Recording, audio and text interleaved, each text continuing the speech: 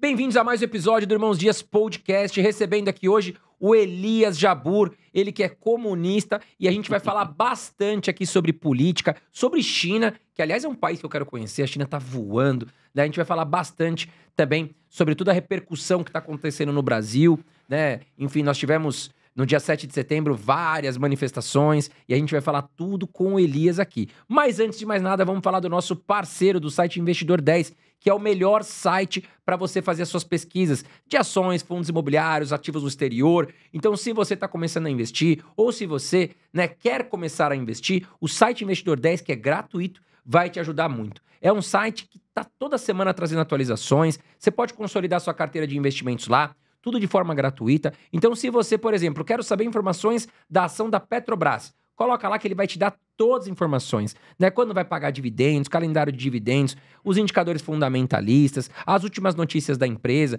tá legal? Então, corre lá, mas utilize o nosso link para ajudar aqui o Irmãos Dias Podcast. Vamos deixar o link aqui embaixo na descrição e também um QR Code aqui na tela para você. Só posicionar seu celular, você vai ser levado direto aí ao site do Investidor 10. E hoje nosso convidado é o Elias Jabbour. Para ser mais completo aqui, o Elias Marco Calil Jabbour, nascido em 12 de dezembro de 1975. Ele que é geógrafo intelectual marxista, professor universitário e escritor brasileiro, reconhecido inclusive por seus estudos sobre o desenvolvimento econômico da China. Também é professor da Faculdade de Ciências Econômicas da UERJ e doutor em Geografia Humana pela USP. Elias, muito bem-vindo aqui ao nosso podcast Irmãos Dias. Quero te agradecer, você que veio do Rio de Janeiro para São Paulo só para ser entrevistado por nós aqui. Com um grande carinho que eu te recebo aqui hoje. 2 pontos, 3, né? Primeiro, você entregou a minha idade, mas tudo bem, eu tenho 49 anos de idade. É ali que eu tenho que olhar, né? Pode olhar para lá. Tenho 49 anos, eu moro no Rio, mas sou de São Paulo, nasci aqui em São Paulo, na capital de São Paulo, sou da Vila Maria. E o terceiro ponto é que eu queria muito estar aqui há muito tempo, né? Se tivesse falado com a gente, já tinha vindo. Há muito tempo que eu queria estar aqui, eu sempre assisti os episódios, mesmo com pessoas que eu não concordo aqui. Mas é uma honra estar aqui com você e tal. Agora vamos nessa, né? Tô aqui feliz. Primeira de muitas, então, Elias. Tomara, vamos ler. Primeira de muitas. Agora, Elias, vamos falar um pouquinho sobre a sua história, né? Você é autista e também declarado, você é filho de uma ex-garota de programa, né? Conta um pouquinho aí sobre toda a sua trajetória de vida, né? Enfim. Eu fui descobrir minha neurodivergência recentemente por causa do meu filho, né? O meu filho, ele tem hoje 5 anos de idade, ele desenvolveu um grau de autismo, grau de suporte 2, né? E por conta do meu filho, eu tive que... A minha companheira disse, faz o seu teste, vai buscar um laudo e tal, para saber se você também é, porque também talvez isso explique. Aí eu fiz todos os testes possíveis e imagináveis e deu, entre aspas, positivo. Sim, eu sou autista, eu estou dentro do transtorno do espectro autista. Isso, para mim, foi uma libertação. Por quê? Porque eu sempre fui a criança esquisita na escola, né? Então, eu sempre fui aquela criança isolada, com dificuldade de socialização, uma dificuldade muito grande de comunicação. Você pode perceber que eu tenho problemas de gaguejo, eu tenho problemas de comunicação são muito notórios em mim isso daí. Eu até aos 5 anos de idade eu não falava, eu ficava ali no poaro o tempo inteiro. Ou seja, eu vivi com muita dificuldade, né? E como naquela época não tinha nada disso que envolve terapia, as pessoas serem informadas a respeito, eu tive que me virar nos 30 durante a minha vida para poder chegar em algum lugar.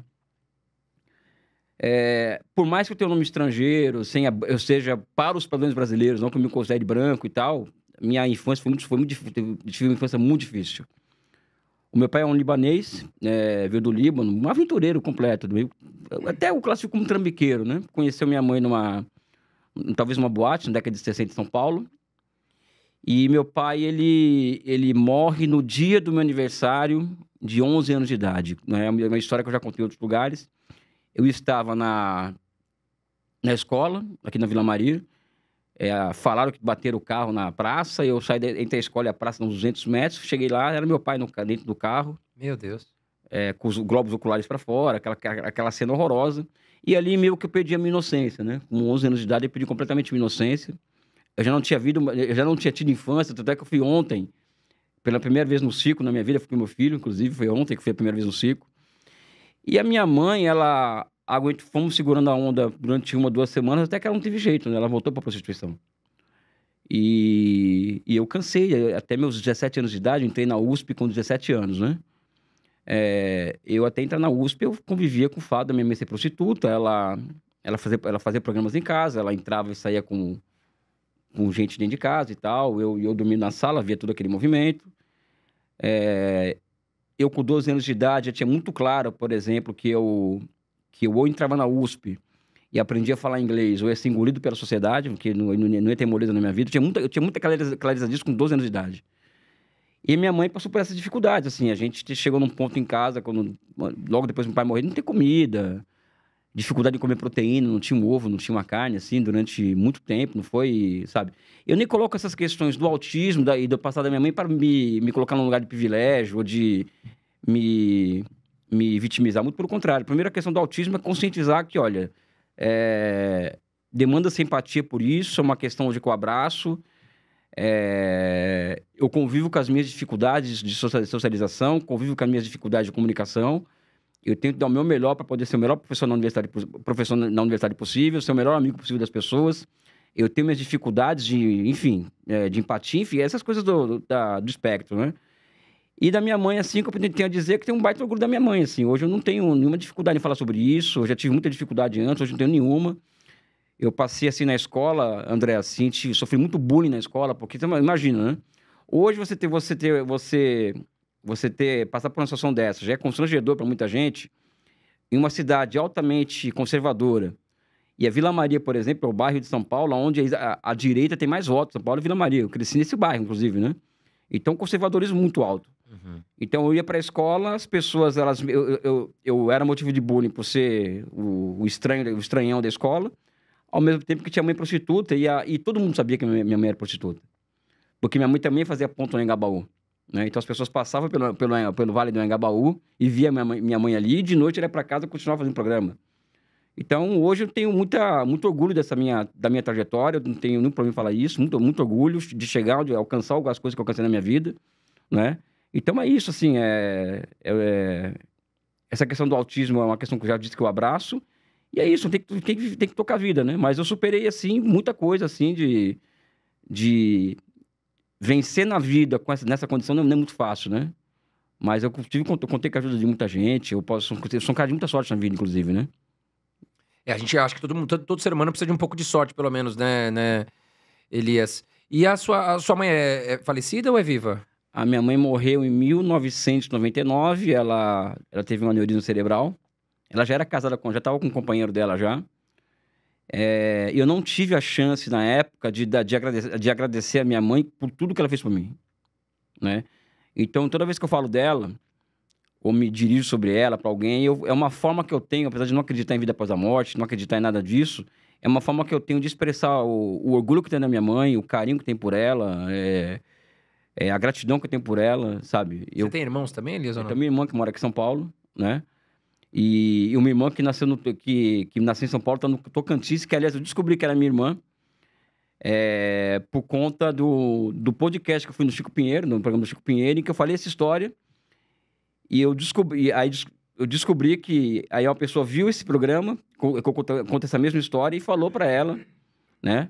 Que, tem um cara com uma história que pode ser seu pai, né? Então eu descobri que eu tenho uma irmã recentemente por conta de uma ida minha em podcast, né? Então, meu pai tinha um filho fora do casamento, né? 2, né, no caso, né? Então, é isso. E essa questão da sorte também, sabe? Eu dei muita sorte. Eu não acredito muito em sorte, eu acredito em processo histórico, né, sabe? Mas eu consegui encontrar com muita gente no meu caminho, até hoje eu encontro, que acreditou em mim, que, de certa medida, botou fé no meu potencial e tal, né?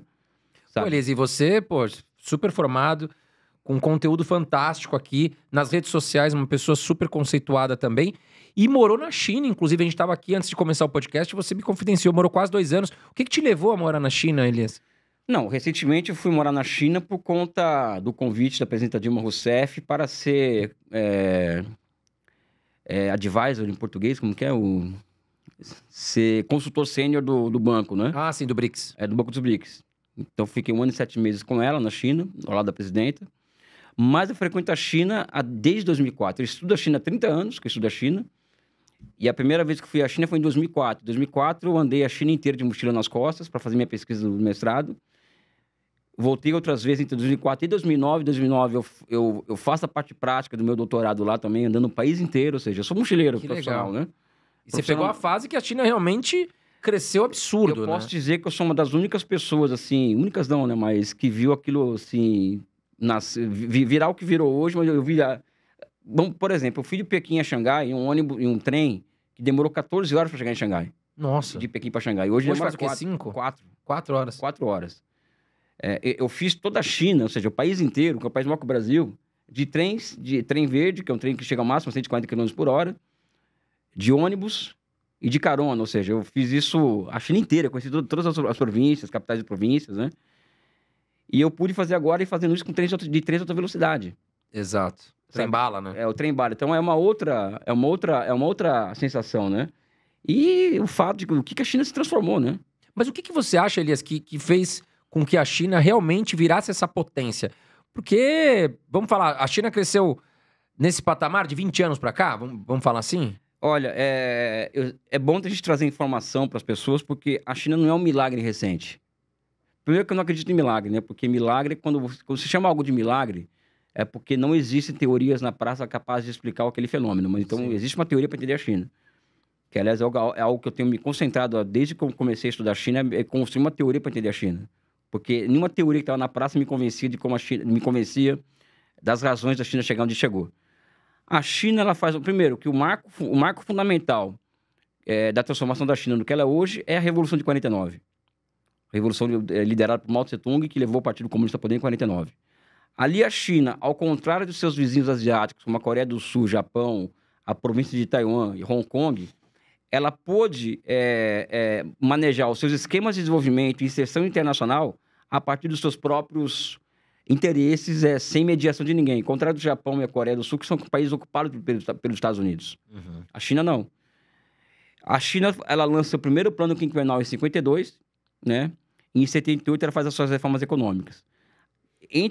Nesse período de 26 anos, a China passa por imensos problemas, que para mim são problemas de um país que é devastado. Ou seja, a China em 49 tinha, vamos lá, uma expectativa de vida de 35 anos de idade, 1/3 dos homens viciados de ópio e mais de 90% da população analfabeta, em 49. Caramba. Em 49. A partir de 52...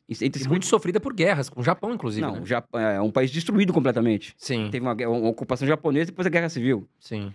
A China, ela chega nos anos 80, quando ela começa as suas reformas econômicas, com um país igualitário, ou seja, uma pobreza digna, né? Mas que crescia ao ano a taxas acima de 6% ao ano. O que significa isso? A China, ela em 64, lança a sua bomba atômica, e nós sabemos que fazer uma bomba atômica demanda um acúmulo em matéria de ciência e tecnologia, que não é pouca coisa. A China lança em 71 o seu primeiro satélite artificial, em 71, e em 75/76 ela inaugura o seu primeiro metrô, que é o metrô de Pequim. Então, se nós formos observar as cadeias produtivas que envolvem a construção de uma estação de metrô, de uma linha de metrô, significa que a China, em poucos anos, saiu dessa condição que eu falei aqui, para alcançar todos os estágios da segunda revolução industrial. Não é? Então, a China já é um milagre desde a década de 50. O que acontece é que a China passou por vários zigue-zagues no começo do seu processo de construção, não é? Até encontrar um caminho próprio em 78, que é o caminho que ela está percorrendo até hoje. Sim. É um caminho em que ela se insere no mundo capitalista, ela adota os métodos mais avançados de administração dos países capitalistas, ela adota uma economia de mercado, né? Ou seja, com as pessoas, como comentou lá fora, a China bebeu do capitalismo. Ela bebeu das melhores experiências de capitalismo, até porque o socialismo ele não é uma negação do capitalismo, ele é uma superação do capitalismo. Sim. Então, a China tinha que alcançar os países capitalistas centrais para alcançar seus objetivos estratégicos. E para isso, ela teve que se aproveitar de um momento do mundo muito propício para que empresas saíssem dos Estados Unidos, da Europa e do Japão e elas fossem se alojar em outro lugar com baixos custos. A China se colocou como candidata a isso. E ela, ao receber milhares de cadeias produtivas, ela coloca suas exigências, né? Ou seja, transferência de tecnologia, metade das empresas, as empresas vão ter que ter 50% mais um das ações chinesas, ou seja, o capital estrangeiro não chega na China, né, impondo condições ao país, como acontece no Brasil. A China impôs condições ao capital estrangeiro, né? Além do mais, a China passa por reformas econômicas a partir dos anos 70, que introduz formas não públicas de propriedade, né? Como a propriedade privada, a propriedade coletiva, a shareholder system, ou seja, a China ela monta uma estrutura de propriedade, né, que vai além da propriedade pública, né? Tem um setor privado na China, que, aliás, na minha opinião, é cada vez mais público, né? Não público, quer dizer. Então, a China, ela foi tomando decisões corretas ao longo do tempo, principalmente pós-78, e essas decisões levaram a China ao que é hoje. Vamos pegar aqui uma decisão correta, vamos para dar um exemplo aqui, né? A corporatização do setor público da sua economia, por exemplo, né? A China tinha um imenso setor público de economia, estilo soviético, né? Ou seja, é um setor público avesso a inovações tecnológicas, avesso a novidades, um setor público que não introduziu mecanismos de destruição criativa jupiteriana, né? E é um setor público que também, ora, tinha limites, né? Esse setor público ele não era orientado ao mercado, que é uma outra questão. A China corporatiza esse setor nos anos 90, surge ali 199 conglomerados empresariais estatais, hoje são 96. O que é um conglomerado empresarial estatal? Um conglomerado é uma empresa-mãe com suas subsidiárias, né? E a China monta essas 96 que são hoje, que são empresas amplamente públicas, né? Mas orientadas ao mercado. Uhum. Tanto é que as empresas estatais chinesas são a China já é líder de número de empresas dentro da lista da Forbes 500. Sim. E a maioria dessas empresas são estatais, né? Então, acho que essa é uma decisão acertada. A corporatização do setor público, uma outra decisão. A formação do sistema financeiro tão grande quanto capitalizado sob a forma de 144 bancos públicos de desenvolvimento. O que significa que a China tem 144 bancos públicos orientados ao financiamento de longo prazo. Ou seja, é o tipo BNDES, né? Sim. Então, você tem nos dois braços do organismo econômico e gigantescas empresas públicas e um imenso sistema financeiro. Aqui se cria-se moeda pública para essas empresas, e essas empresas, ao investirem, ela gera efeito de encadeamento, gera ciclo de acumulação para o setor privado da economia. Então, a China tem uma outra característica que é fundamental. Não é no setor privado que são gerados os efeitos de encadeamento ou ciclo de acumulação. É no setor público. E é isso que diferencia hoje, sob meu ponto de vista, capitalismo de socialismo, né? Uhum. Não é uma diferenciação mais de profundidade do que de retórica ou coisa do tipo. Então, a China foi tomando decisões corretas, né? Ao longo do tempo. Outra decisão correta. A China lança, em 2006, Objetivo Estratégico de Construção de um Sistema Nacional de Ciência e Tecnologia. O que é esse Sistema Nacional de Ciência e Tecnologia? São esse grande horizonte empresarial, formado por empresas públicas e não públicas, esse sistema financeiro gigantesco, centros de pesquisa e universidades. Então, ela monta um ecossistema, né, completamente orientado ao quê? Alcançar os países capitalistas centrais na fronteira tecnológica. Por quê? Porque é uma escolha que é a seguinte, ou eu viro uma maquiladora mexicana, ou seja, eu fico montando coisas aqui para empresas estrangeiras, ou monto minhas marcas próprias. Sim. Então, a China toma essa decisão estratégica em 2006 e 2010. Depois lança o Made in China 2025, em 2015, que é o sprint final para que a China alcançasse a condição de ameaçar os Estados Unidos, a ponto dos Estados Unidos, em 2017, bloquearem o acesso da China aos insumos de semicondutores, né? Então, vai se tomando decisões corretas ao longo do tempo, apesar de achar, entrando numa questão um pouco mais teórica contigo aqui, desculpa eu estar falando demais, né? Não, mas eu quero que você fale mesmo. Apesar de eu sempre colocar que o socialismo ele é uma experiência muito nova. O capitalismo nós contamos enquanto capitalismo comercial, né, antes da Revolução Industrial, o capitalismo tem 600 anos. O socialismo é uma experiência de 100 e poucos anos de idade. Uhum. Então, o socialismo, como é uma experiência muito nova, a tendência do socialismo é um erro, não é um acerto, né? Então, a China, como a União Soviética, mais errou do que acertou durante muito tempo. Ela continua errando muito, né? Porque não é fácil você construir uma sociedade que se propõe a ser de nível superior a capitalista, mas a China tem cada vez mais se capacitado a acertar mais do que errar. Porque, entre outros motivos, a China construiu... Uma das características da dinâmica chinesa de acumulação é que a China conseguiu construir uma imensa máquina de previsão. Então, a China hoje tem pelo menos 2 milhões de pessoas com 3 computadores na frente, analisando o cenário internacional e o cenário interno das suas empresas. Por exemplo, né, aonde se encontram os pontos de estrangulamento da economia, ou seja, aqueles pontos que podem travar a economia em algum momento. Onde se encontram os setores que estão superinvestimento, ou seja, aqueles setores que podem carregar recurso para desatar esses pontos de estrangulamento. Isso a China consegue fazer, por exemplo, de 8 a 16 minutos. A União Soviética fazia em 6 meses. Caramba. Né? Então, ou seja, eles construíram uma imensa máquina de previsão, né? Por quê? Porque também, voltando ao início da conversa, eles construíram um imenso setor público da economia, né? Tanto na finança quanto a produção. E é isso que faz a China ser uma economia imparável, né? E que leva os Estados Unidos hoje a ter uma competição com a China, que na minha opinião é desleal. Ou seja, a China hoje é desleal. É impossível competir com a China dentro desse esquema de finança pública, empresa pública, planejamento econômico, máquina de previsão, inovação tecnológica disruptiva, orientando o país no sentido da planificação e não somente da elevação da produtividade. Ô, Elias, mas tudo isso passa pelo um sistema estatal? Digamos assim, vamos trazer a BYD, que é uma empresa que está super no hype, assim, né? Que fabrica carros. E ela também não está só na China, ela está, inclusive, trazendo fábricas aqui para o Brasil, né? A BYD, ela é uma empresa hoje do Estado chinês ou não? Ela, enfim, tem... O direito, não, aí que tá. A China ainda não passou por um processo de fusões e aquisições no setor de automobilístico. Então, a China tem milhares de marcas de carro. Mais de 80% das marcas de carro chinesas são estatais. Tá. A BYD, ela é privada. A GAC, por exemplo, chegou no Brasil agora, é pública. Agora, o que acontece na China? A China já há uns 10 anos, acabou com a diferenciação entre empresa pública e não pública na China, no país. Então, o mesmo status que as estatais têm, uma empresa como a BYD tem. Só que, o que acontece? Elevou-se, vamos dizer assim, o papel do Partido Comunista dentro dessas empresas. O que significa isso?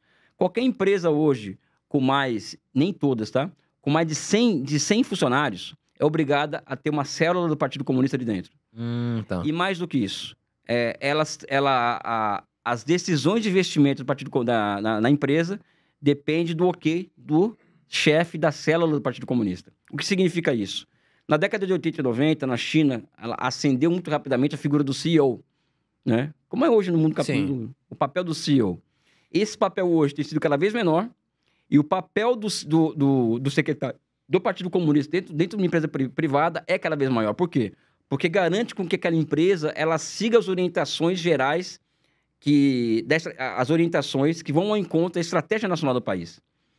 Então, é por isso que eu falo que, primeiro, que a China está inaugurando uma dinâmica de acumulação que eu chamo de Communist Party-led Development, ou seja, um desenvolvimento liderado pelo Partido Comunista, onde o Partido Comunista tem um poder absoluto sobre as decisões de investimento público e privado, tá?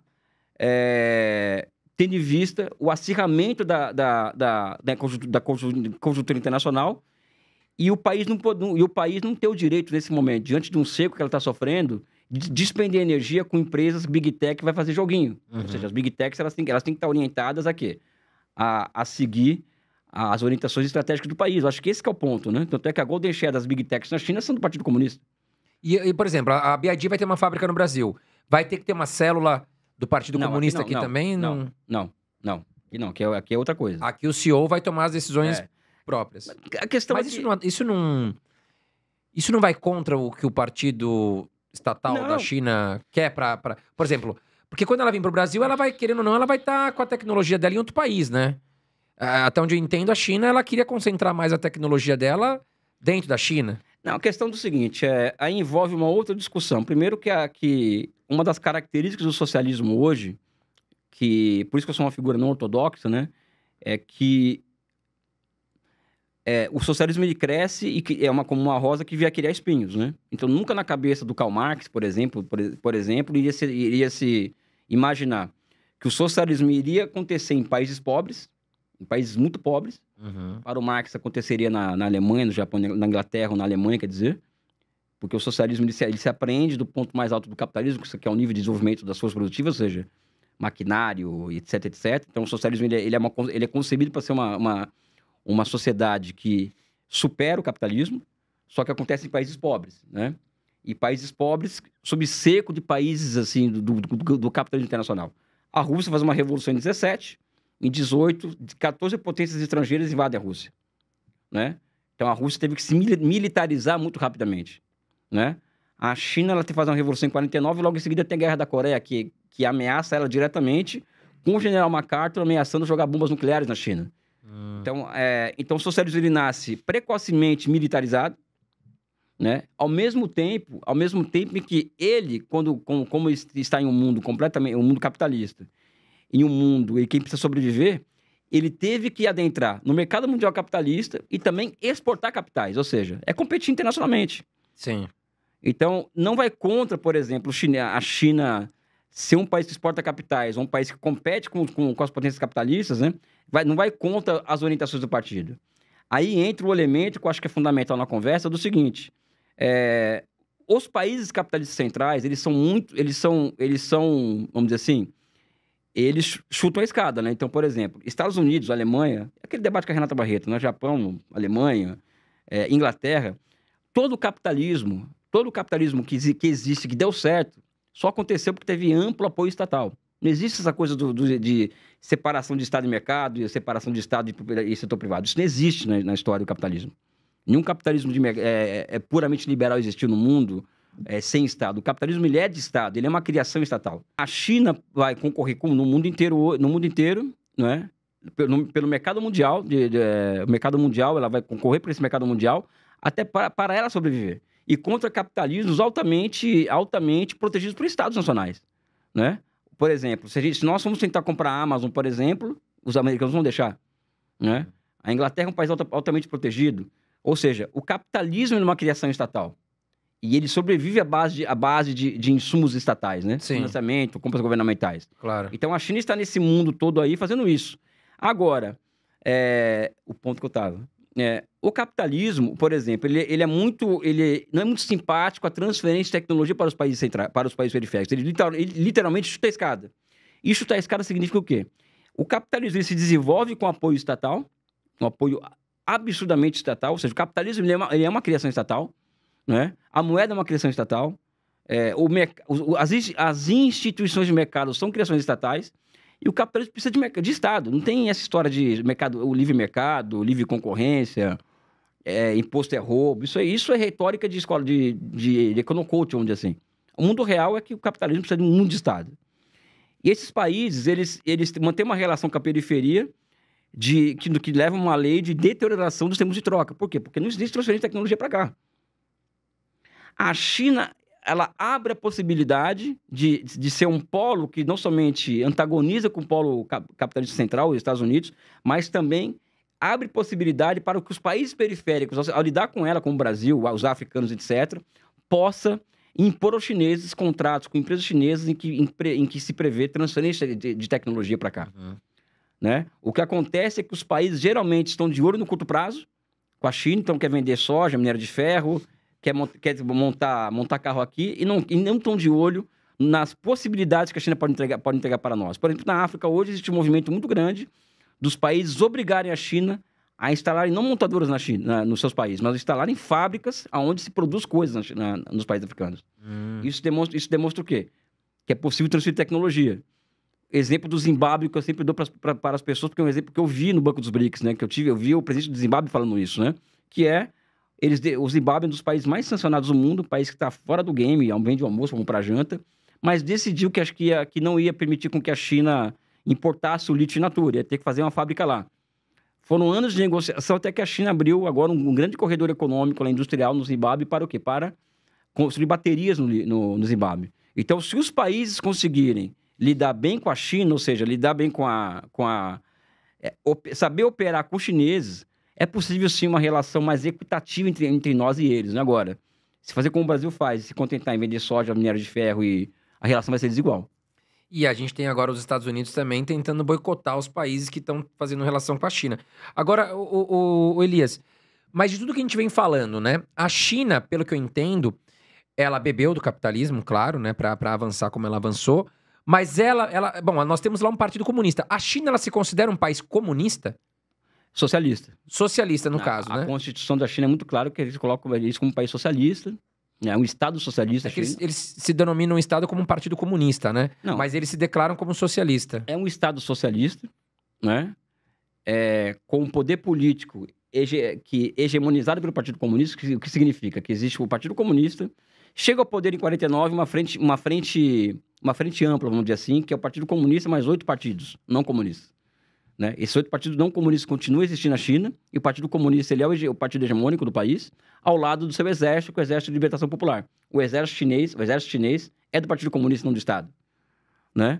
Então, eles são socialistas. Evidente que o comunismo é o ideal para mais adiante, né? Por isso que é Partido Comunista, mas é um Estado socialista, China, não é um Estado capitalista, né? Ô, Elias, e uma dúvida. Eu recentemente estive em Cuba e eu vi muita pobreza lá, sabe? Muito diferente da China, que, aliás, eu quero conhecer, tenho muita vontade de conhecer a China. Eu adoro a Ásia, inclusive. Qual que é a diferença? Por que em um país deu tão certo essa diretriz socialista, comunista, enfim, da China, e em Cuba, assim, um país que não cresceu, que vive uma pobreza danada, falta energia, falta combustível. A gente vê diferenças muito gritantes entre, por exemplo, a China e Cuba, né? Por que essa diferença é tão grande? Primeiro que eu tenho muito pé atrás quando se fala, por exemplo, que Cuba deu errado. Eu vou te falar por quê. Primeiro que uma pessoa, de repente, se vem alguém de direita aqui falando, como vem muitos aqui nesse programa, que você é um cara muito amplo, né, e é um cara inteligente e amplo, vai falar que socialismo gera pobreza, socialismo gera miséria e tal.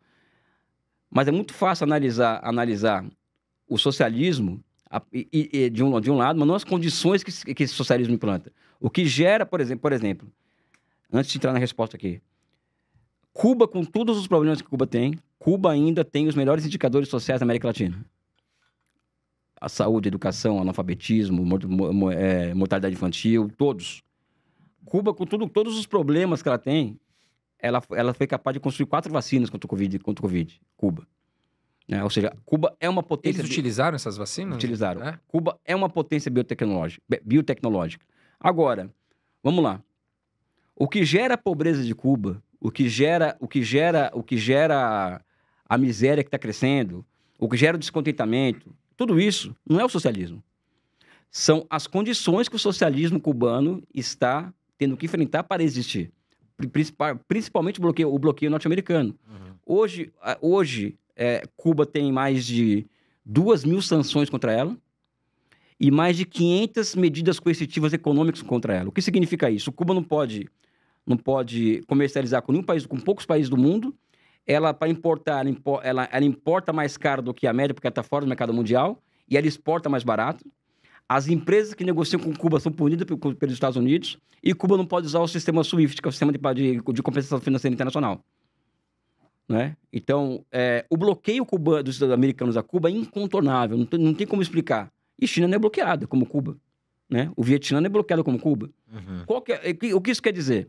Já que o capitalismo ele é superior ao socialismo, como as pessoas que tentam colocar, acaba com o bloqueio a Cuba. Acaba com o bloqueio a Venezuela.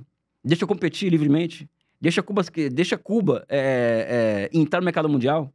Permite que Cuba tenha os mesmos direitos que a China e o Vietnã têm de participar ativamente do mercado mundial. Por que essa diferença, Elias? Por que o Vietnã, por exemplo, não tem os mesmos critérios que Cuba para os Estados Unidos? Porque os americanos acham que nós somos quintal, né? Deles, né? Tá. E é vizinho ali, então ele não quer ter um vizinho. É intolerável para os americanos ter um país como Cuba. Aliás, é intolerável para os americanos ter um país como o Brasil, que é administrado pelo Lula. O Lula, me desculpe, ele não é nenhum radical, muito pelo contrário. Eu sou contra essa história de colocar Lula e Bolsonaro como dois. Não é. O Bolsonaro é um radical de direita, o Lula não é um radical de esquerda. O Lula está longe. Eu sou mais radical que o Lula. O Lula está longe de ser um radical. Mas o fato do Lula falar que o Brasil que o dono dos destinos do Brasil é o povo brasileiro, e que o Brasil tem o direito de pensar em comercializar com uma outra moeda que não o dólar, está levando o Brasil a um novo capítulo de pressões internacionais dos Estados Unidos. E você imagine Cuba, que se declara socialista, nacionaliza empresas americanas, né, e não baixa a cabeça. Né? Então, Cuba, resumindo aqui, Cuba é um caso em que, primeiro, nenhum país da América Latina e muitos países capitalistas centrais não têm seus indicadores sociais. Tá? Segundo, educação e saúde. E saúde. Inclusive, eu tive no hospital porque minha filha passou mal. Eu tive que levar ela num hospital em Cuba, lá perto de Varadeiro. Eu tava Sim. num resort em Varadeiro. O hospital ficava a 1 hora. O que eu reparei ali, o hospital era muito precário. Assim, era uma estrutura muito ruim. Aham. Eu confesso a você que quando eu tive que ir de ambulância, inclusive com a minha filha, quando eu cheguei ali, eu fiquei muito assustado, né? Mas quando eu tive contato com os médicos, É outra história. ali eu tive uma segurança muito grande, porque eu vi que eles eram muito bons. Eles estavam se virando nos 30 com pouca estrutura. A minha filha, por exemplo, ela precisou colocar Minha filha é um bebê, né? Precisou colocar soro, né? E não tinha nenhuma tala pra segurar o bracinho dela. Tiveram que colocar uma caixa de papelão, pra você ter uma ideia. Então a gente via ali que faltava luvas. Os médicos não tinham luvas, eles atuavam com a mão sem luva. Mas você via que eles tinham uma qualidade de conhecimento muito grande. Então eu me senti seguro. Porque quando eu cheguei, você toma aquele impacto, né? Poxa, a estrutura muito ruim.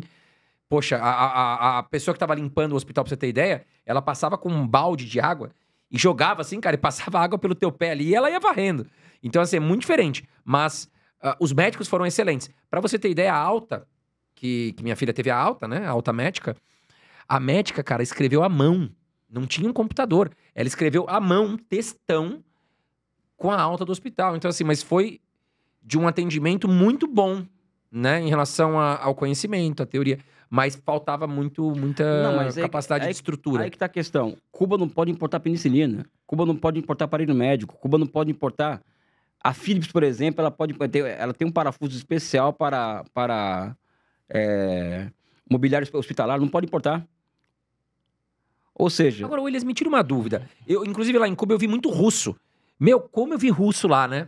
E aí, depois até me contaram que... Apesar de eu não falar inglês, eu me viro, né?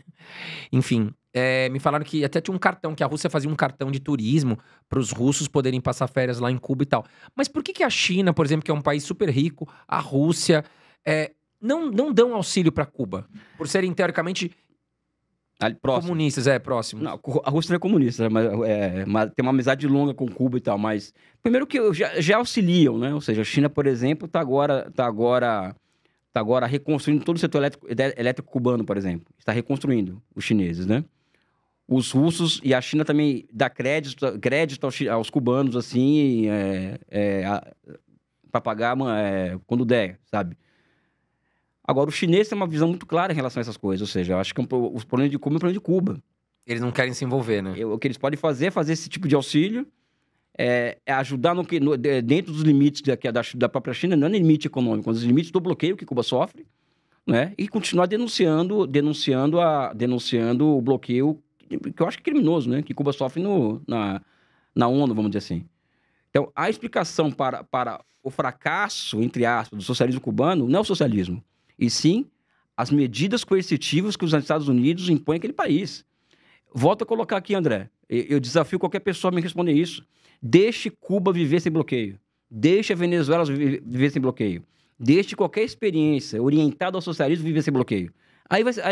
Aí sim nós vamos poder falar quem é mais capaz, quem é melhor, quem consegue chegar mais próximo de objetivos no que cerne a questões de direitos humanos, por exemplo. Quando eu falo de direitos humanos, eu falo comer, beber, vestir, morar, ter acesso à escola, né? Não somente... Elias, uma outra diferença, né, de China e Cuba. Aliás, putz, cara, eu gostei muito. As pessoas de Cuba são muito simpáticas. Quem quiser conhecer, fazer um turismo em Cuba, poxa, muito legal. Havana lá é uma cidade histórica. Olha, eu gostei demais ali de Havana. Conversando com algumas pessoas ali, a gente sente que elas têm um pouco de medo de falar sobre o governo, né? Porque diziam que até pessoas que eram contra o governo poderiam ser presas e tudo mais. Alguns têm um amor muito grande pelo Fidel Castro, outros nem tanto, mas também não poderiam se expressar. Eu tentei conversar com algumas pessoas, mas elas ficavam um pouco assim, criteriosas de falar. E uma das questões que eu percebi ali com pessoas conversando é que a criação de riqueza, por exemplo, um cubano que está se destacando, poxa, montou uma empresinha legal ali e tal, não sei o quê, está conseguindo se destacar mais, ele não consegue ir muito longe, ele não consegue crescer muito longe, porque parece que o governo, ele te corta as asas, digamos assim. Diferente da China, que na China a gente tem um monte de bilionários, né? Muitas pessoas ricas na China. por que isso acontece em Cuba? Ou se acontece, né? Eu Porque, acho assim, eu conversei com algumas pessoas, mas eu não sou um grande Não, estudioso. tem limites, por exemplo, na experiência cubana, acho que existem limites, por exemplo, a serem enfrentados, né? Ou seja, tem um bloqueio que para mim é incontornável, mas tem também uma visão muito cristã, entre aspas, do processo de construção do socialismo. Então, para muitos cubanos, inclusive teóricos, o mercado é sinônimo de capitalismo. A acumulação privada é sinônimo de capitalismo. Então, tem que se manter... Mas isso não vem do governo, vem da própria sociedade? Eu acho que vem muito do governo. Boa parte da sociedade absorveu isso por conta da influência soviética, né? Mas esse é um bloqueio mental, como diz o próprio Miguel Díaz-Canel, companheiro de Cuba, que aí tem que ser contornado. Ou seja, você tocou num ponto aqui que é fundamental. Ou seja, existe o bloqueio americano, que é fundamental para entender o que passa em Cuba, mas também existe um bloqueio mental a ser superado dentro de Cuba. Eu não sou aquela pessoa que é crítica, que acha que tudo é bonito, maravilhoso no socialismo, muito pelo contrário.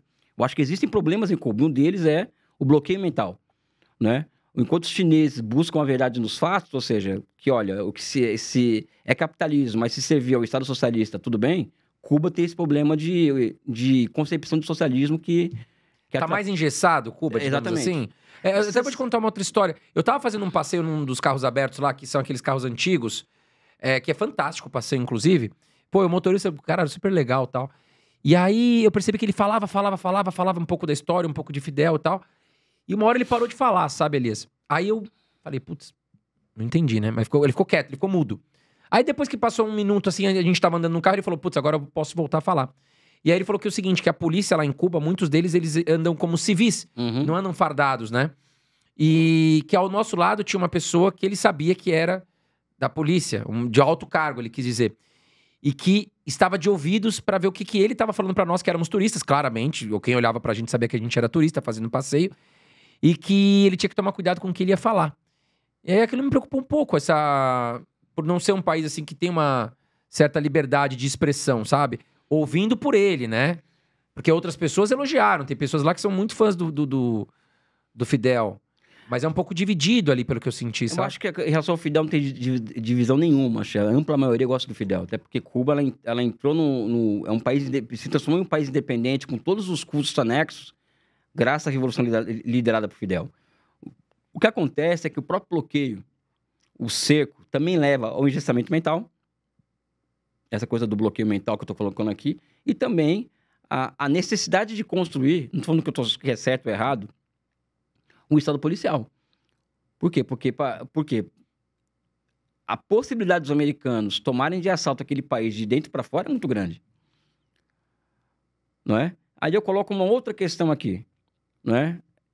Essa coisa da liberdade de expressão. Você acha que um pobre no Brasil, pobre, uma coisa é você ter seu negócio, você ter dinheiro, você poder viajar e tal, você consegue exercer a sua liberdade de expressão Claro. na sua condição. Agora, um pobre no Brasil, uma pessoa pobre, favelada, vamos pegar, mulher, vamos pegar aqui um case aqui. Mulher, negra, homossexual, e fora dos padrões estéticos que a sociedade quer e mora numa favela.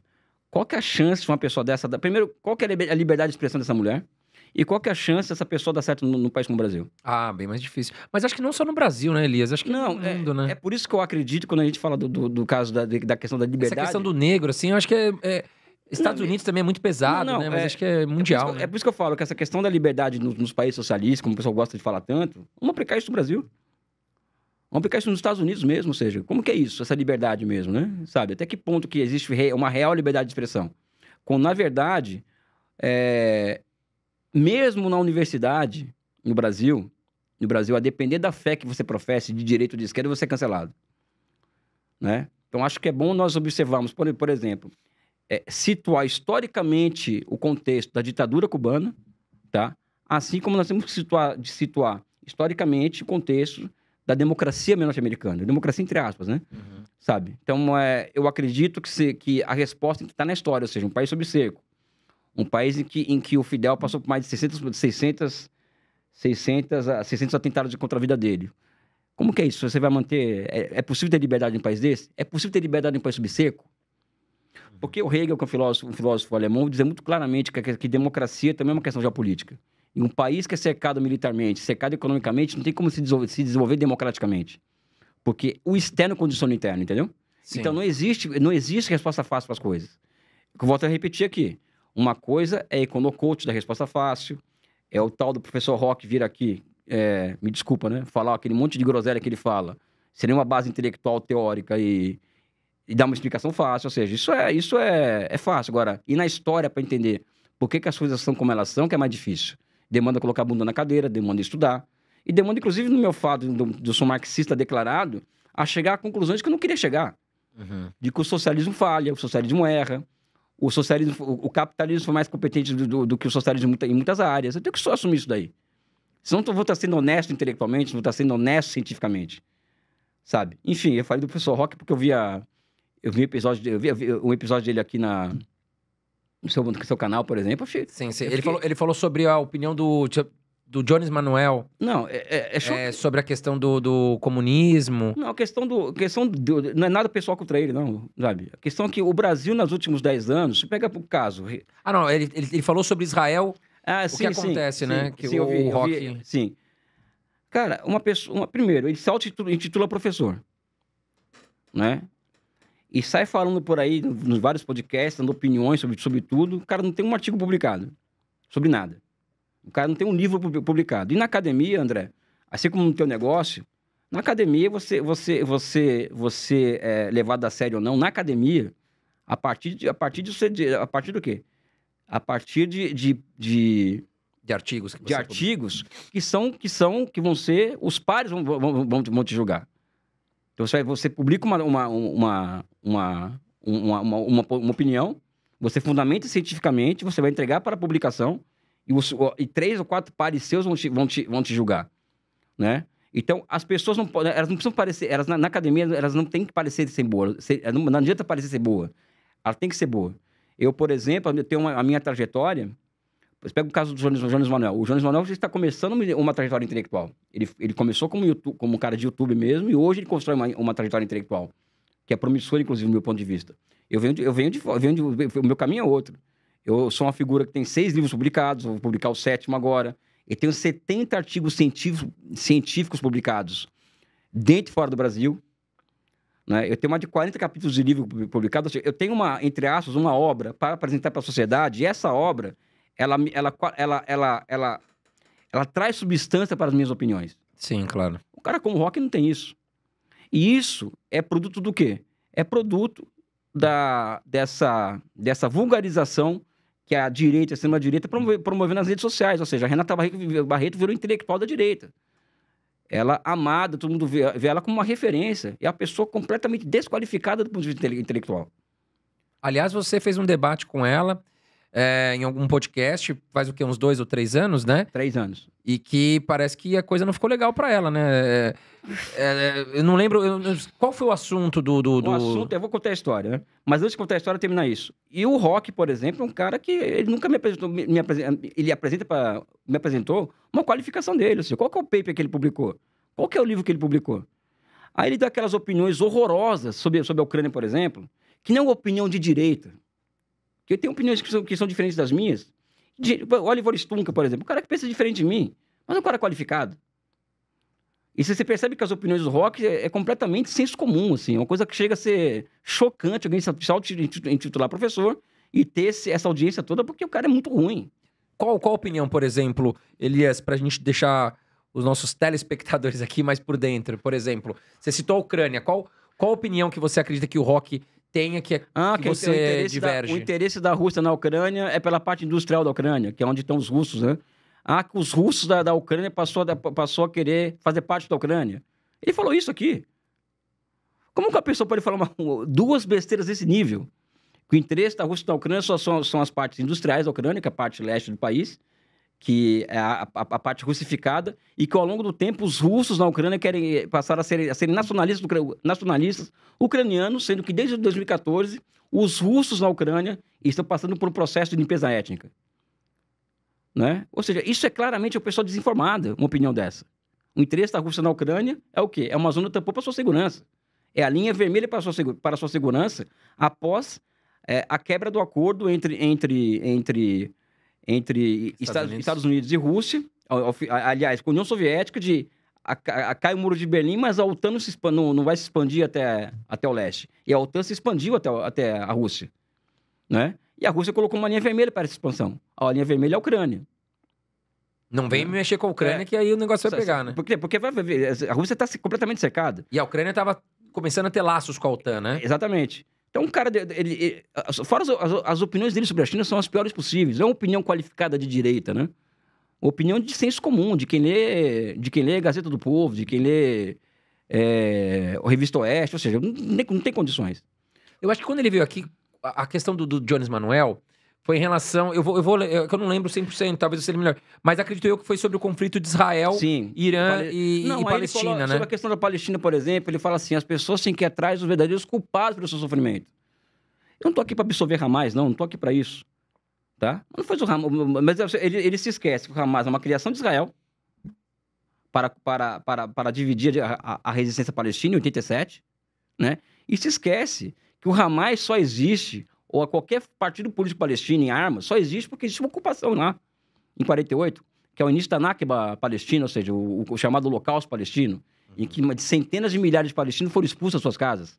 Então, o Hamas não cresce e não se reproduz num vácuo, né? Porque são maus por... O Hamas cresce porque existe uma demanda historicamente colocada não atendida para o povo palestino. Você pode discutir os métodos do Hamas, pode discutir se é certo, se é errado. Agora, falar que é o Hamas que provoca o sofrimento do povo palestino, sendo que Gaza ela tem água e energia racionada muito antes do 7 de outubro, né? O 8 de outubro quando teve aquele ataque do Hamas, né? Sabe? É de uma ignorância muito grande, ou seja, o mundo inteiro, e não é minha opinião particular só, o mundo inteiro está concluindo que existe um genocídio lá em Gaza. Praticado por Israel, no caso. Praticado por Israel. Agora, será que negar... Aí que eu coloco uma questão. Será que negar que existe um genocídio em Gaza ajuda Israel, por exemplo? Eu coloco isso para os meus amigos judeus e sionistas. Ajuda. Será que a solução para Israel, por exemplo, para aquele conflito não seria uma solução de 2 estados? Para o bem da segurança de Israel, por exemplo, não seria interessante ter 2 estados? Sim, claro. Não seria interessante a descolonização da Cisjordânia? Sim. Por exemplo? Para a segurança de Israel, tá? Eu não estou falando... E aqui eu sou favorável à existência do Estado de Israel. Sou favorável. E também da Palestina, né? Eu estou declarando isso aqui, o que é muito polêmico no meu campo político. Né? Mas, para a segurança de Israel, a inteligência política demonstra que a Palestina tinha que ter o seu próprio Estado, com a volta dos refugiados, de 48, seguindo as linhas da resolução de 1967 da ONU. Mas não, né?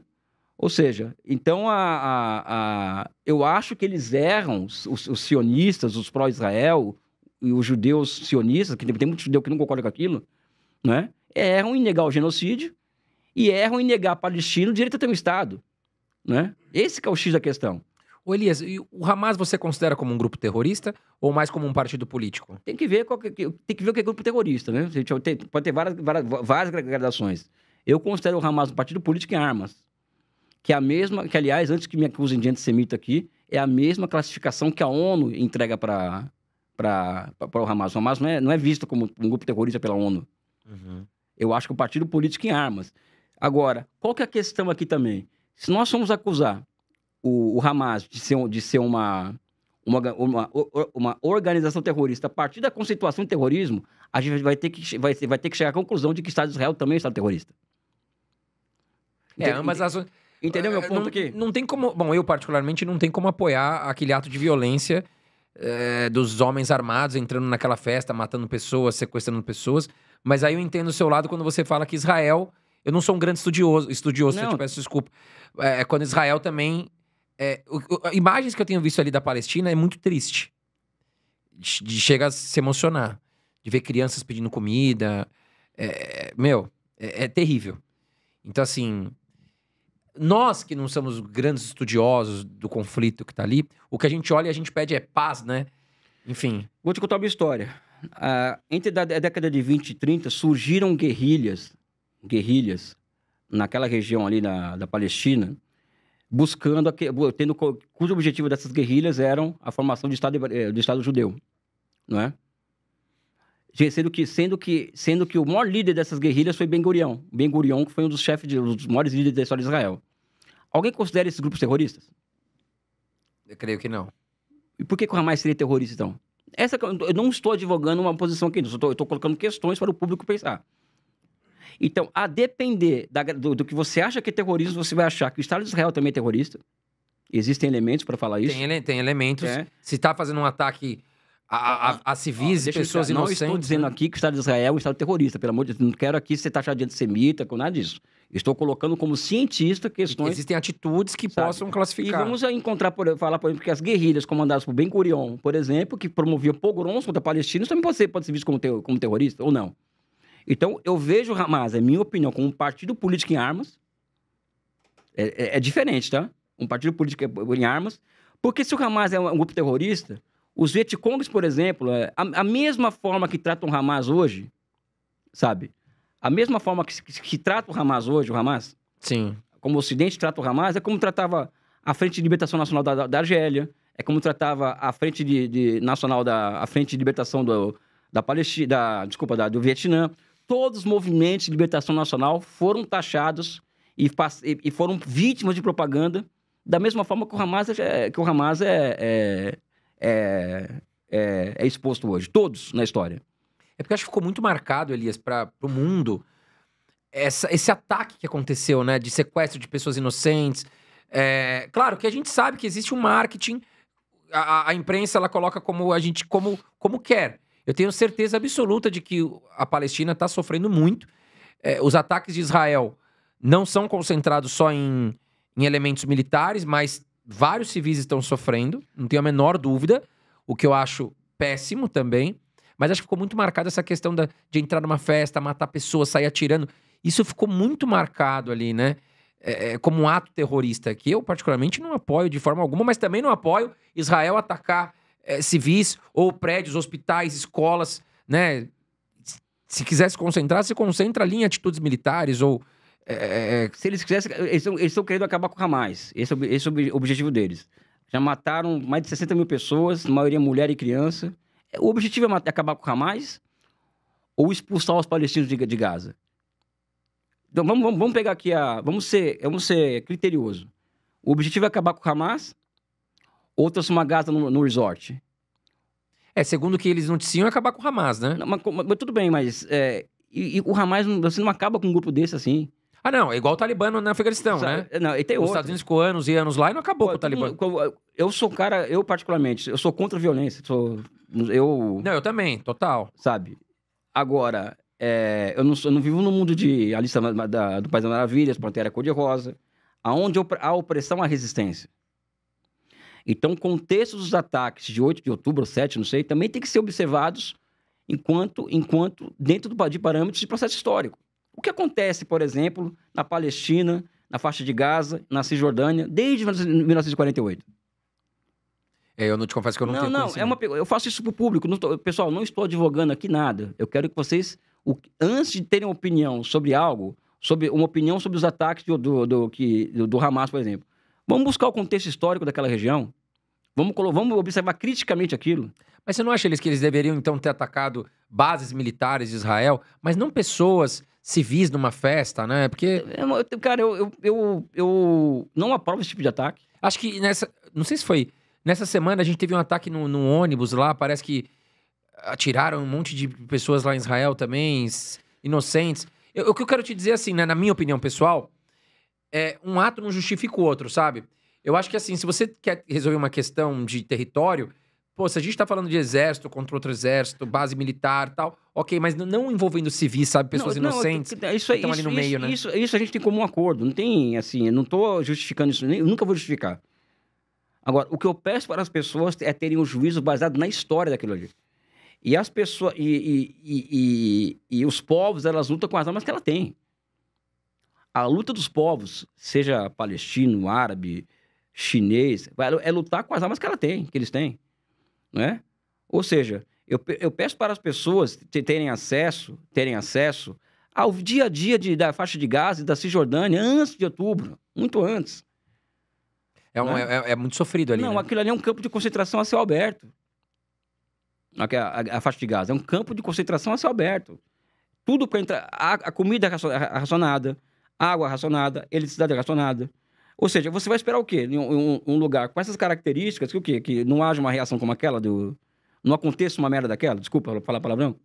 É uma pressão muito grande, né? Chega uma hora que o ser humano, ele... Não, mas exatamente espana, né? isso. Ou seja, não estou dizendo aqui que Israel é nazismo no século XXI, estou dizendo que Israel é Estado nazismo. Não estou falando nada disso aqui.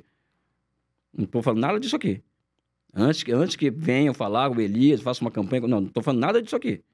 O que eu peço para as pessoas é terem o juízo histórico do que está acontecendo lá. E que para os fins de segurança de Israel...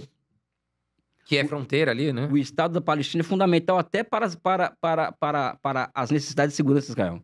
O desenvolvimento daquela região, Agora, o reconhecimento... como Israel é governado por fanáticos religiosos de extrema-direita, e fanático não pensa, né? Sabe? Aí fica complicado.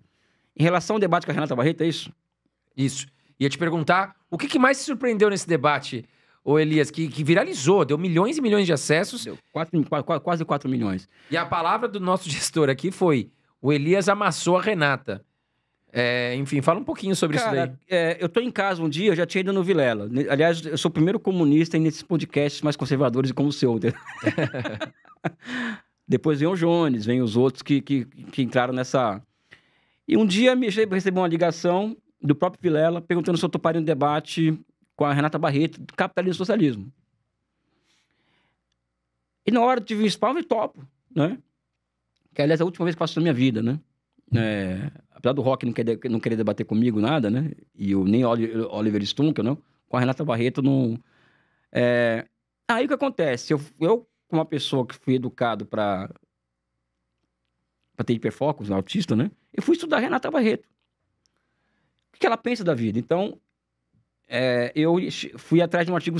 Eu faço sempre isso. Qual que é o artigo científico que ela publicou? Que para mim, ser que intelectual tem que publicar artigo científico. Não tem conversa. Não tem conversa. Tá? Ela não tem nenhum artigo científico publicado. Não tem nada. Não tem um livro publicado. Não tem um artigo de opinião. Ou seja, artigo de opinião no jornal, por exemplo. Eu tenho mais de 100 artigos de opinião. Ou seja, artigos no Valor Econômico, na Folha de São Paulo. Em jornais de ponta no Brasil. Sim. No Globo. Eu tenho mais de 100 artigos. Ela não tem nenhum. Eu fiquei um tanto quanto assustado, porque eu vou debater com a pessoa. Aí eu fui ver Irmãos Dias. Ela no Irmãos Dias. Eu naveguei nas bolhas bolsonaristas das redes sociais e ela super ativa, né? E eu percebi que ela vendeu mais de 80 mil cursos sobre capitalismo e socialismo, assim, falando dos maiores absurdos do mundo, né? Ficou milionária vendendo esse curso. Ou seja, é isso que o Brasil virou. Uma pessoa amplamente desqualificada intelectualmente fica rica vendendo curso, não é? Bom, eu falei assim, eu fui procurar ajuda dos meus amigos, né? A minha mulher me ajudou muito, porque eu percebi que o debate era muito mais psicológico de conteúdo, né? Então, primeiro, abordagem psicológica, ou seja, ela começou a me provocar a semana inteira. E ela é uma pessoa muito abusada, ela xinga as pessoas nas redes sociais, ela desqualifica, enfim, fala palavrão, essa coisa toda, né? E ela falou que ia me amassar, que ia passar o caminho em cima de mim, não sei o quê, anota a placa, tudo isso aí. Manuela Dávila e a minha mulher me ajudaram muito na questão da forma, sabe? Uhum. Manter a calma, ela vai te provocar, não sei o quê, o debate inteiro ela tá fazendo um pouco da minha pessoa, né? André Roncalha e João Carvalho me ajudaram na parte de conteúdo, né? Aí eu montei uma estratégia de qual? Se eu for debater socialismo com ela, entrar nesse campo, o que ela vai fazer? Ela vai trazer um debate de que o Stalin matou 80 milhões, de que Cuba é isso, a Venezuela é aquilo, o Mao Tse-tung matou outros milhões, ou seja, o comunismo matou milhões, é igual ao nazismo, né? Uhum. E como a gente vive no país judaico-cristão, se eu entrar nesse debate, eu vou perder. E como ela é chamada de escola austríaca, ou seja, eu duvido que ela tenha sem sacanagem, eu duvido que a Renata tenha lido algum livro na vida dela, livro completo, de teoria econômica. Eu duvido muito. Ela se coloca como escola austríaca, né? Então, qual que foi a minha estratégia para o debate, em que eu compartilhei com meus companheiros, com a própria Manuela, é demonstrar para o público de que ela não entendia de um assunto que ela se diz especialista, que é capitalismo. Uhum. Aí o que acontece, para minha sorte? Em 2006, 2007, eu organizo um livro com o Aldo Rebelo sobre Cartas da Nação contra o Livre Comércio, que é um relatório do Alexander Hamilton, que chama-se Relatório sobre as Manufaturas, em que ele defende intervenção estatal na economia, defende protecionismo e tal, e troca de cartas entre ele e o Friedrich List, que é um intelectual alemão, que também era outro que dizia que sem Estado não tem capitalismo. E ela estava em Nova York e lançou aquela, eu estou aqui em Nova York, e vou assistir o musical do Hamilton, né? Um pai da liberdade, esse papinho, papai da liberdade dos Estados Unidos, não sei o quê. E eu falei, porra, ela deu, peguei um livro, dei pra ela o livro no negócio, né? E ela não conhecia Alexander Hamilton, nunca leu Alexander Hamilton. Como que uma pessoa que fala de quem entende de capitalismo nunca leu o relatório sobre as manufaturas do Alexander Hamilton? No teu caso, André, você é um homem de negócio, você não é um professor. Ela se vende como... Igual o Rock, se vende como professor. Uhum. Sabe? Aí ficou... Eu tô longe de entender capitalismo e socialismo. E do começo ao final do debate, foi ladeira abaixo. Assim, não foi um debate que ela teve uma escorregada, sabe? A desproporção foi muito grande do começo até o final do debate. Tanto é que tem uma expressão corporal dela que ela não para de comer jujuba o tempo inteiro. Né? Ela não para de comer jujuba, ela viu aquele monte de anotação. Ficou nervosa, não? Cara, ela não estava preparada. Aliás, o Arthur Duval, que é o Mamãe Falei, independente de divergência que eu tenho com ele, que são milhões de divergências, né? Talvez a gente nem se goste, né? Ele falou a verdade, ninguém estava preparado para aquilo lá. A internet, por que aconteceu? Esse pessoal como a Renata, Roque, etc., tomou conta das redes sociais, né? E viraram os donos do conhecimento. De repente aparece eu sou comunista abertamente, me declaro marxista, leninista, aquela coisa toda, né? E vou debater com ela, e ela tomou um amasso, literalmente. Não foi pra me gabar, entendeu? Eu já pedi debate também, já fiz debate, pedi e aprendi. Mas ela tomou um atropelo, né? Ninguém estava preparado para aquilo. Tanto é que hoje o que está acontecendo... A questão, ela não é uma professora, né? Mas ela eu também vejo ela muito como uma influenciadora, mas não uma professora que assim, cresceu ali, estudiosa, no caso. Ela se vende enquanto tal. A grande questão que eu coloco, André, é que ela se vende enquanto tal. Ah, entendi. Eu acompanho muito pouco a Renata. Cara, você é um cara honesto. Falou, Elias, eu não entendo isso. Eu não entendo da tua área de trabalho. Não entendo. Não adianta me perguntar. Eu não entendo. Minha área é investimento. Não tem nada a ver com capitalismo, socialismo. Ela se vende como uma pessoa que entende de capitalismo e socialismo. Não entende de nenhuma coisa nem de outra.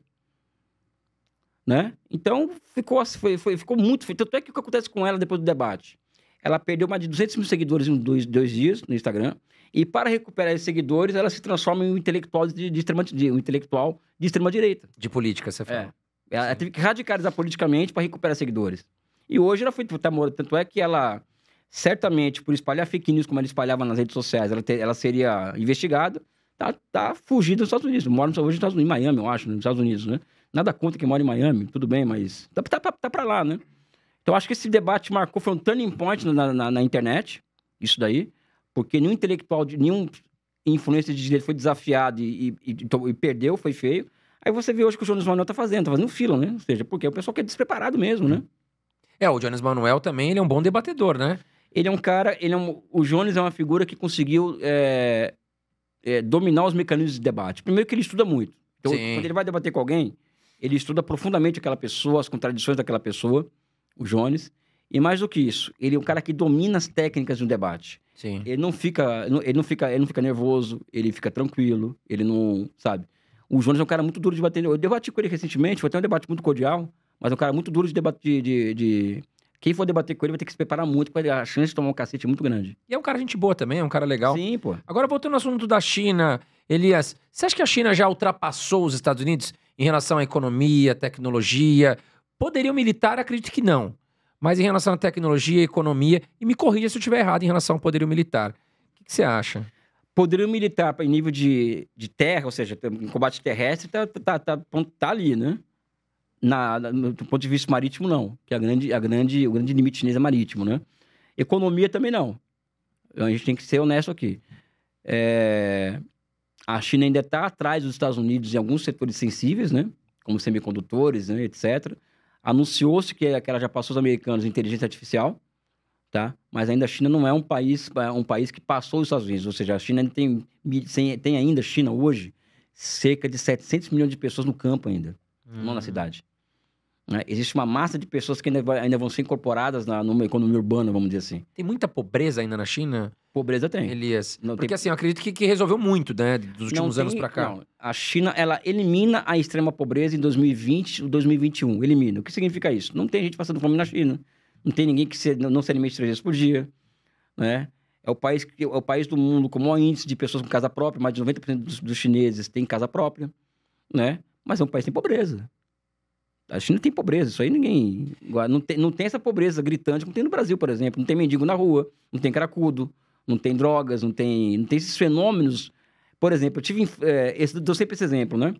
Eu tive em Frankfurt agora, numa escala de avião para vir ao Brasil, e eu desci do trem em Frankfurt, né? Eu caí logo num bairro de Oriente Médio, que é uma cracolândia aquele bairro. Aí fui ficar num hotel, aí perguntei pro cara, e aí, essa coisa que virou uma de droga e tal? Ele falou, aqui tá bom, vai pra Munique, Berlim, por exemplo. Ou seja, os países capitalistas estão vivendo uma epidemia de drogadição muito grande. Os americanos vivem uma epidemia de fentanil, por exemplo. Uhum. Os americanos hoje, a quantidade de pessoas sem casa nos Estados Unidos, não vivendo na rua, é muito grande. Os Estados Unidos é uma sociedade dilacerada por dentro, né? A China não. A China você não tem mendigo na rua, isso não é propaganda, não. Eu desafio as pessoas a saírem daqui pra China, né? E procurarem mais do que 10 pessoas, mais 10 mendigos na rua durante um mês de viagem. Olha, você acha que a democracia ela acaba atrapalhando de certa forma? Eu vou te dar um exemplo. O Cobori esteve aqui, essa pessoa extremamente inteligente. E o que ele disse, né? De forma simples, básica, que eu vou falar, não tão técnica igual ele disse, mas o que eu entendi. Que a China, por não ter essa questão de eleição a cada 4 anos, tal, ela consegue montar projetos de longo prazo com muito mais facilidade. Então, por exemplo, ele quer construir uma ponte ou um trem-bala que vai ligar São Paulo ao Rio de Janeiro. Lá você consegue fazer esse projeto com mais facilidade por não ter... Por exemplo, putz, só tenho 4 anos para governar, eu preciso fazer projeto de curto prazo para tentar me reeleger. O que você acha sobre isso? Primeiro, não é uma questão de democracia ou não, uma questão de sistema eleitoral, ou seja, o sistema eleitoral chinês permite com que... Lá também tem eleição a cada 4 anos, as pessoas vão às urnas, na elege presidente. E não muda o sistema político na China. São duas coisas diferentes, assim como nos Estados Unidos. Nos Estados Unidos, e a Europa, você muda o presidente, mas você não muda o sistema político. Você não muda o sistema econômico. Então, a cada 4 anos vão lá e tal. Então, na China, você pode mudar o presidente? Vou chegar lá. O que acontece é que países como Estados Unidos, Inglaterra, Alemanha, França, mal ou bem, têm projetos nacionais de longo prazo. Assim como a China também tem projeto nacional de longo prazo. A Índia também tem. Sim. A Índia pode mudar o presidente da Índia, mas existe consenso na Índia. Por exemplo, a questão nuclear. Eles não abrem mão da questão nuclear. Eles não abrem mão do seu país industrializado. Pode ser o partido do Congresso, pode ser o partido do Modi, que é o atual que está na presidência, não muda. Na China é a mesma coisa. Agora, isso não atrapalha, então não tem essa questão das eleições a cada 4 anos vai atrapalhar para eleger um outro presidente. Agora, a China tem um sistema político muito, muito peculiar, que eu chamo de democracia não liberal. As pessoas vão às urnas, elas escolhem seus representantes de base e congressualmente, ou seja, de forma indireta, esses representantes de base chegam ao topo viram deputados federais, né? E esses deputados federais elegem o presidente da República, que é indicado pelo Partido Comunista. Não tem eleição para presidente da China. Ah, tá. Não tem isso daí. Quem decide, digamos, são os deputados. São deputados. Agora, esses deputados devem satisfações da sua base. Tanto é que eles ficam no Congresso Nacional lá na China, na Assembleia Popular Nacional, 15 dias por ano. O resto do tempo é na base. Aqui no Brasil, não. Aqui no Brasil é Brasília e base, Brasília. Lá não, lá o cara tem que operar o tempo inteiro na sua base eleitoral. E a população tá ali cobrando ele. Cobrando e também a população na China tem o poder de caçar, né? Não é os pares que caçam o deputado, é a base dele que caça, né? Até que a rotatividade no Congresso chinês é muito grande, né? Elias, falando sobre a política nacional, qual é a sua opinião sobre o Lula? Os últimos 4 anos de Lula, vai dar 4 anos aí em 2026, 3 anos de governo Lula, né? Qual a sua opinião sobre os serviços que o Lula tem prestado para o Brasil? É o governo de frente ampla, ou seja, uma frente ampla que foi formada para derrotar o Bolsonaro, o bolsonarismo, a extrema-direita. Como é um governo de frente ampla, é um governo que tem muitas possibilidades, ou seja, mas também tem muitos limites, né?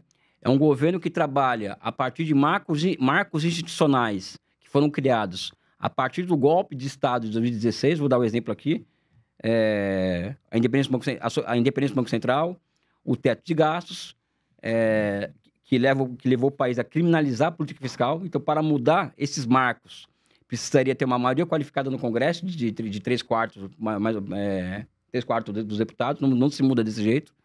Então, um governo que trabalha com um Congresso muito poderoso, ou seja, hoje cada deputado tem 60 milhões por emenda, ou seja, desculpa, o Congresso hoje trabalha, ele legisla sobre 60 bilhões do orçamento da União. Isso é um exagero absurdo, né? Então, hoje é quase um semi-parlamentarismo. Agora, o saldo que eu entrego do governo Lula nesses últimos 3 anos, para mim, é muito positivo, eu acho.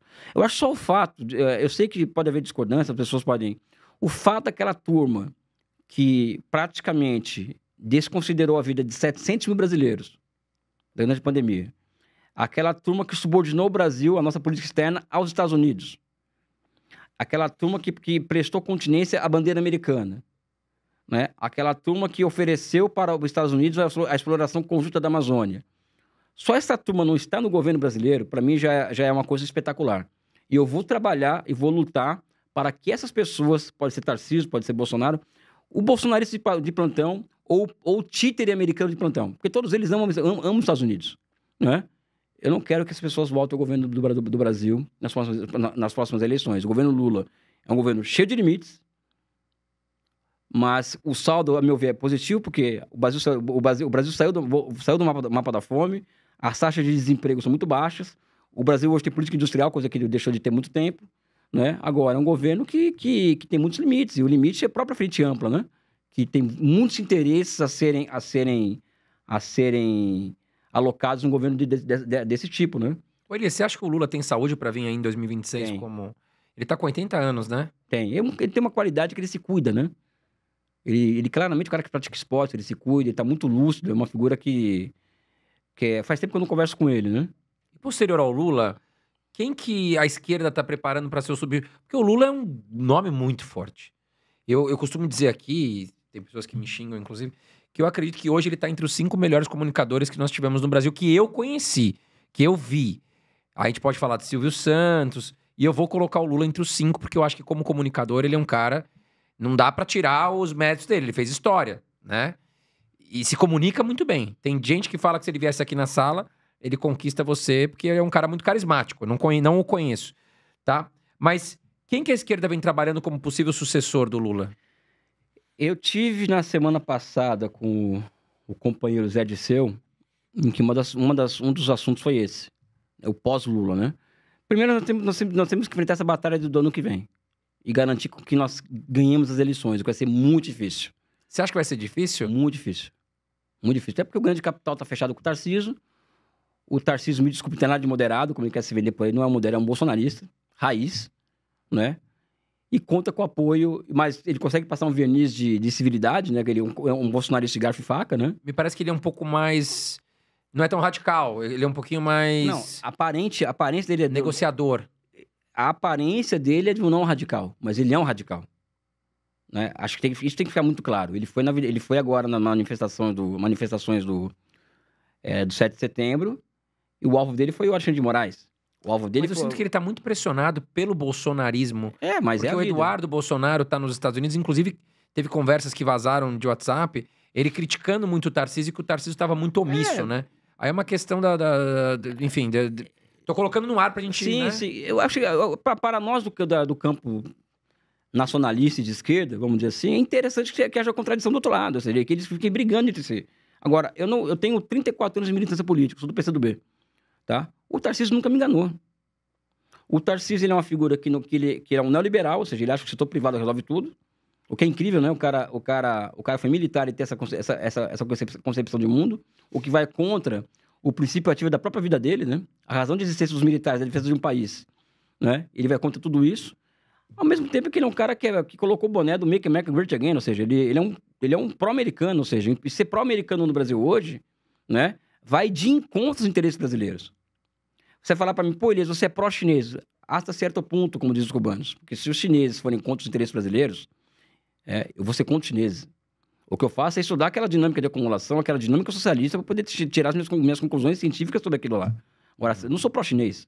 Se a China colocar sanções... Eu nunca vou pedir sanção para o Brasil, contra o Brasil vindo dos chineses. Nunca, Não, isso foi um tiro no pé, eu acho. sabe? Acho que o Eduardo Bolsonaro, na minha opinião, novamente, acho que prejudicou demais os empresários, a economia brasileira. Todo esse tarifaço não veio para ajudar em nada o Brasil, né? Agora, sobre o pós-Lula, é algo a ser construído ainda. Eu me preocupo muito. É uma pergunta que é difícil responder. Eu não sei Quem seriam responder. nomes possíveis? Vamos falar, Boulos não tem capacidade.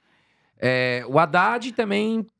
Cara, que difícil. Cara, aí que tá a questão. Uma figura como o Lula não aparece toda hora. Não, o Como você Lula... colocou. Eu tenho a impressão que o Lula não fez sucessor. Talvez ele tentou fazer com a Dilma.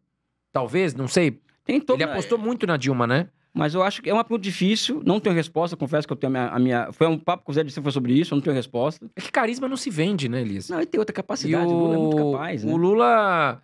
Cara, o Lula é um cara muito carismático. Não, e a capacidade política do Lula. Uma coisa Comunicador, como né? comunicador, né? E mesmo como negociador, cara, Articulador.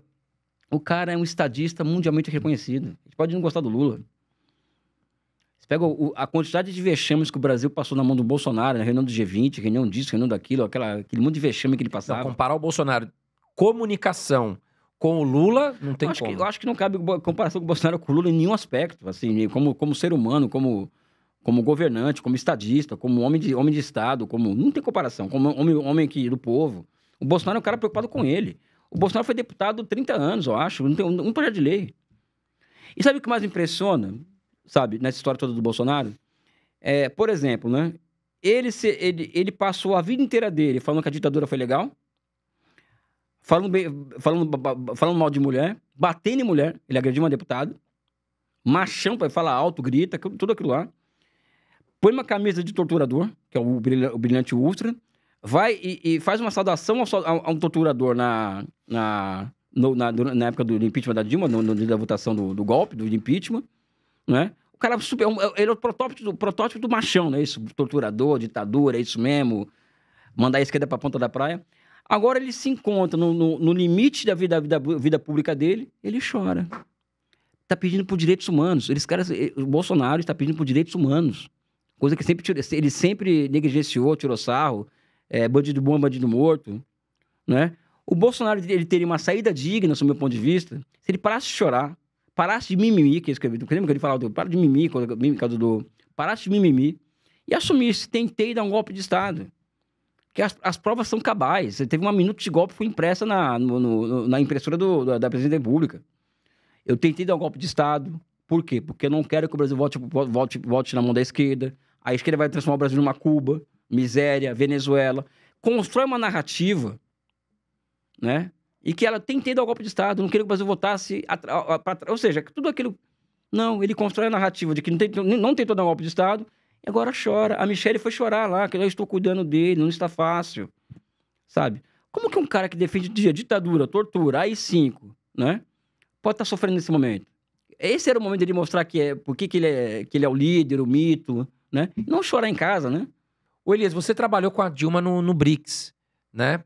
Muitas pessoas, eles falam que a indicação da Dilma como presidente dos BRICS foi mais política do que técnica. O que você tem a dizer sobre isso? Cara, as pessoas... Você acha que a Dilma ela tem capacidade para ser presidente de um banco como o BRICS, que é tão importante para várias nações? As pessoas elas se esquecem que a presidenta Dilma ela foi ministra de Minas e Energia, e como ministra de Minas e Energia, ela foi presidente do Conselho da Petrobras, que é uma empresa muitas vezes maior que o banco. O Banco dos BRICS é muito pequeno. A Dilma ela foi a pessoa que operou alguns programas de aceleração do crescimento, ou seja, várias obras no Brasil. Ela era a responsável por isso. Você pode discordar da Dilma sobre vários aspectos. Uma pessoa que não estuda aquilo que ela vai fazer, isso não é verdade. Tá? Eu poderia ter milhares de críticas a ela aqui para você aqui. Não vou fazer isso por uma questão de lealdade. Não, isso eu já ouvi outras pessoas falando que a Dilma ela estuda muito para um projeto que ela vai exercer. Isso eu já ouvi falar também. Ou seja, então é uma indicação política, evidentemente, porque tudo é político. Não existe coisa de indicação técnico-política. Tudo é político. Agora, uma pessoa que estuda o que ela faz. Hoje, por exemplo, eu posso dizer que ela entende muito banco multilateral porque ela se dedicou a estudar o papel do banco multilateral. Então ela tem capacidade, sim. Eu acho que o problema da Dilma não é esse. O Brasil ganhou força com a Dilma no BRICS, você acha? Ou ela fez um bom trabalho nos últimos anos? Eu acho que o Brasil exerce um protagonismo muito grande ele está na presidência dos BRICS, do Banco dos BRICS. E mais do que isso, né? ela foi indicada a assumir o papel da Rússia, ou seja, a Rússia não pode assumir o banco, porque está sancionada, que seria agora na rotatividade, e os presidentes dos países, dos BRICS, consensuaram em manter o nome na presidência, o que significa que ela está fazendo um bom trabalho, né? Ô, Elias, você conhece a Dilma de perto, eu não a conheço, mas a gente viu que já rodou muitos memes dela, né? De algumas opiniões que ela falava, tal. Como é que é nos bastidores? Ela leva isso na esportiva, na brincadeira? Ou ela fica chateada? Não, ela não... Como é que é uma pessoa que... Cara, uma pessoa que passa 28 dias sob tortura, como ela passou, e não entregou para ninguém, para os seus torturadores, os companheiros dela, ela se preocupa com muita coisa, menos com isso. Trabalhar com a Dilma é muito difícil. Ela é workaholic, ela é uma pessoa que quer resultado para ontem. Eu posso dizer assim que eu aprendi muita coisa trabalhando com ela. Posso até falar assim, porque o meu filho tá com 5 anos, vai estar com 15 logo. Eu trabalhei com essa mulher aí que está estudando na faculdade, na escola, quer dizer, né? Eu estudei com a história, né? É uma pessoa difícil de trato, uma pessoa difícil a natureza dela. Também não sou um cara fácil, né? Mas ela não tá nem aí com o que falam dela. Ela tem é uma das características, ela tá nem aí com o que falam dela. Ela não se preocupa com isso, com meme, com isso, com aquilo. Ela não liga pra isso. E a relação dela com o Lula é tranquilo? O Lula gosta mesmo muito da Dilma, assim? Cara, o Lula gosta tanto que indicou ela 2 vezes, indicou ela pro Banco dos BRICS, se falam quase que diariamente, tem uma relação de confiança muito alta. Né? A grande aposta do Lula era o Fernando Haddad, você acha, Elias? Eu não posso responder essa pergunta com precisão, entendeu? Porque é evidente que o Fernando ele é um quadro que surge com muita força no PT. Né? A questão é saber se ele tem estatura para ocupar o lugar que o Lula ocupa. Acho que essa que é a questão, entendeu? Eu tenho uma relação pessoal com ele, sou muito amigo dele, né? E o que eu posso questionar é isso. É uma pessoa de muita capacidade, um cara muito sério. Agora, a pergunta é, será que ele tem condições de ocupar um espaço deixado por Lula? O Lula preparou ele para isso. É difícil substituir o Lula, né? É muito difícil, entendeu? É muito difícil. E você acha... Eu lembrei a pergunta que eu ia te fazer. E você acha que 2026, então, a esquerda tá preocupada realmente? Porque, na minha visão, eu acreditava que o pessoal da esquerda estava muito confiante na reeleição do Lula, até porque as pesquisas mostram o Lula sempre em primeiro ali, né? Agora, recentemente, saiu pesquisas colocando empate técnico entre o Lula e o Tarcísio, né? Olha, eu tô muito preocupado, porque o Brasil já está sob interferência estrangeira. O problema da esquerda, eu tô muito crítica à esquerda, né? A esquerda se emociona muito fácil com qualquer coisa, né? Se emociona com... Eu sou uma pessoa mais pé no chão. Vai ser uma eleição dura porque também o Trump vai abrir seu arsenal. O Brasil... Vai injetar dinheiro, você acha? Não é dinheiro, é influência. Ou seja, as Big Techs, por exemplo. A eleição do Bolsonaro em 2018 eram 20 milhões de disparos de WhatsApp por dia vindo dos Estados Unidos, do WhatsApp, de fake news. Uhum. Então, como o Trump ele representa os interesses das Big Techs, é evidente que ele vai jogar ele vai usar todas as possibilidades para influenciar nas eleições do Brasil. Até porque o Brasil é um país muito grande e um país que é fundamental para os interesses do Donald Trump e dos Estados Unidos aqui na América Latina. Por quê? Porque os americanos voltam a ter uma política do quê? Uma política de áreas de influência. Então, tá largando a Europa, tá largando não sei o quê e tal. A Coreia se vira com a sua segurança, Japão. Mas minha área de influência é a América Latina. E o Lula, com todo o que ele é moderado, o Lula é intolerável pro Trump aqui no Brasil, né? Porque o Brasil é parte dos BRICS, tem isso também. É o único país que está no hemisfério ocidental, que é dos BRICS. E o Lula é uma figura que vê os BRICS com muito entusiasmo. Então, o Lula é um cara intolerável para ele, né? Ah, entendi. Então, você acha que essa influência das Big Techs pode ser um grande... E assim, as pesquisas ainda colocam o Lula como em primeiro, né? Mas vai ser muito difícil, eu acho. Vai ser muito dura a eleição. Você acha que vai ser muito mais difícil do que 2022? Vai ser igual 2022. Que foi pau a pau também até o final, né? Vai ser igual 2022, não vai ser fácil. Ô, Elias, recentemente você fez algumas afirmações sobre pena de morte vinculada ao socialismo, né? Você pode falar mais um pouquinho? Explica um pouquinho mais pra nós sobre isso. Não, falo isso com tranquilidade. Primeiro que foi uma casca de banana que eu caí do Vilela, e no corte que se fala lá, é isso mesmo, tem que ter pena de morte e tal, eu lembro muito bem disso. Depois eu afirmo naquele mesmo programa que a pena de morte deve ser aplicada a crimes de terrorismo, etc. E a repercussão foi... Eu sofri ondas de cancelamento na internet por conta daquilo. Minha família foi altamente prejudicada. Até aí é da luta política, né? Agora, eu fui estudar essa questão. Eu fui estudar a fundo, falei isso já no Vilela. E eu concluí de que a pena de morte não resolve nenhum problema. Nem no capitalismo, nem no socialismo. Então, o que aconteceu comigo desde então, não tem nada a ver com influência só a pessoa que fala o que eu penso, eu não tô nem aí, eu sou meio Dilma nesse aspecto, não tô nem o que acham de mim, o que... Você tem a tua opinião, né? Não, Eu também sofro muita crítica aqui, viu, Elias? Eu sei disso, eu sei. Então, eu concluí, eu fui estudar casos de pena de morte. Estados Unidos tem pena de morte e Brasil tem pena de morte seletiva. Ou seja, no Brasil é um país em que a polícia escolhe quem vive e quem morre nas periferias. Né? Não duvido disso. Não. E nos Estados Unidos tem pena de morte. Nem a pena de morte instituída nos Estados Unidos, como a pena de morte no Brasil, seletiva contra pobres, negros, etc., favelados, periféricos, resolveu o problema da criminalidade. Então, eu concluí. Aliás, Cuba, desde 2003, não assinou a pena de morte em Cuba. Pra que serve a pena de morte mesmo? Não serve pra nada. Porque você pode matar um monte de gente, mas não vai matar ideias. Então, eu sou uma figura que hoje sou diametralmente oposta à pena de morte. Eu retiro completamente aquilo que eu falei no Vilela. E não é por interesse político, a me salvaguardar, para sair bonitinho da história. Nada disso, que eu não preciso disso. Sabe? Mas não resolve o problema. Tem estudos nos Estados Unidos que mostram que muitos inocentes acabam indo pro corredor da morte de forma errada, não, né? Um monte. No Brasil, a quantidade de gente que morre, né, nas intervenções policiais. Pega esse caso aqui da Rota, no Guarujá, em Santos. Você vê, teve uma operação que morreu mais de 50 pessoas, entendeu? Foi Guarujá, eu acho. Não sei quantos inocentes. E morre todo dia. A polícia escolhe quem mata. Aí eu vejo que não resolve o problema da criminalidade. Como que vai resolver o problema de sustentação de um país socialista a pena de morte? Então eu concluí que tem como mudar de ideia porque não dá certo. É simples assim. Agora, uma questão que, voltando a falar de Cuba, Cuba é um país que tem entrada de droga zero, né? Eu acho que a questão lá em relação às drogas, pelo que eu conversei com pessoas lá, é zero. Eu não sei. Indonésia, eu acredito que tem pena de morte, né? Pra tráfico de drogas. E não para de entrar droga lá, né? Enfim, André, eu sou uma pessoa que hoje eu tento quantificar muitas coisas. Por exemplo, sair um pouco do campo das ideias e começar a demonstrar na prática, com dados, com ciência, por que o socialismo é superior ao capitalismo. Eu acho que o próprio fato de Cuba existir, apesar daquelas condições, é uma demonstração de que o socialismo é superior ao capitalismo.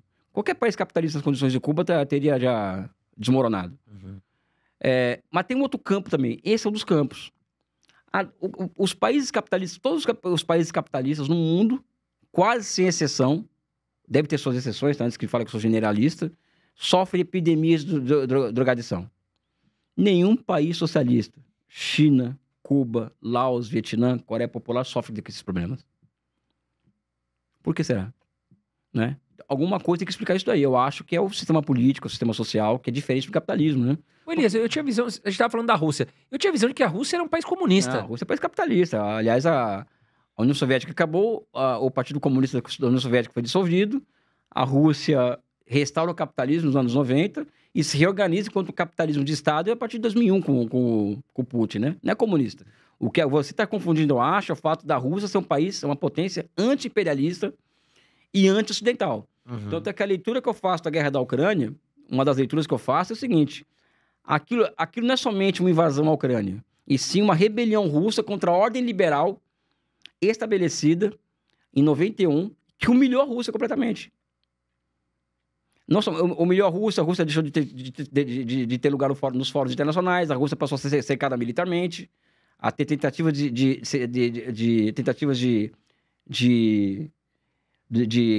quebra do seu território, ou seja, a Rússia foi humilhada a partir de 91.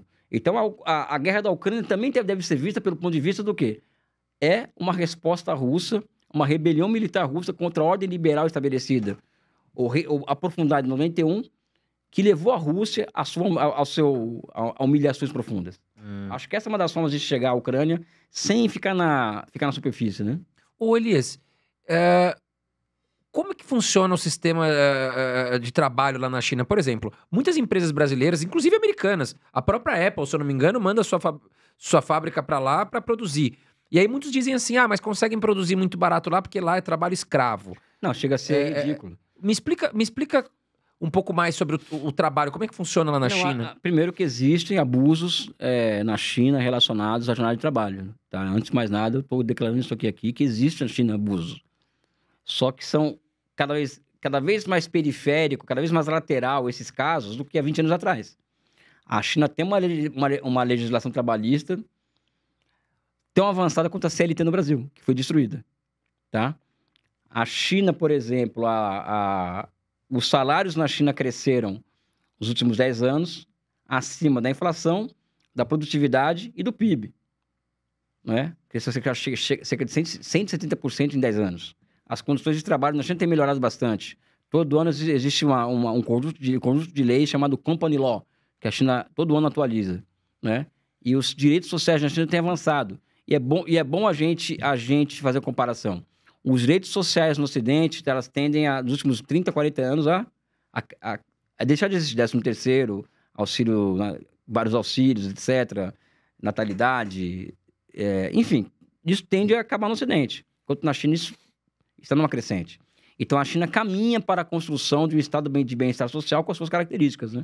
Agora, existe abuso, existe 996, existe tudo isso. Agora, se isso é o que predomina na China, isso é uma outra história. Eu acho que não.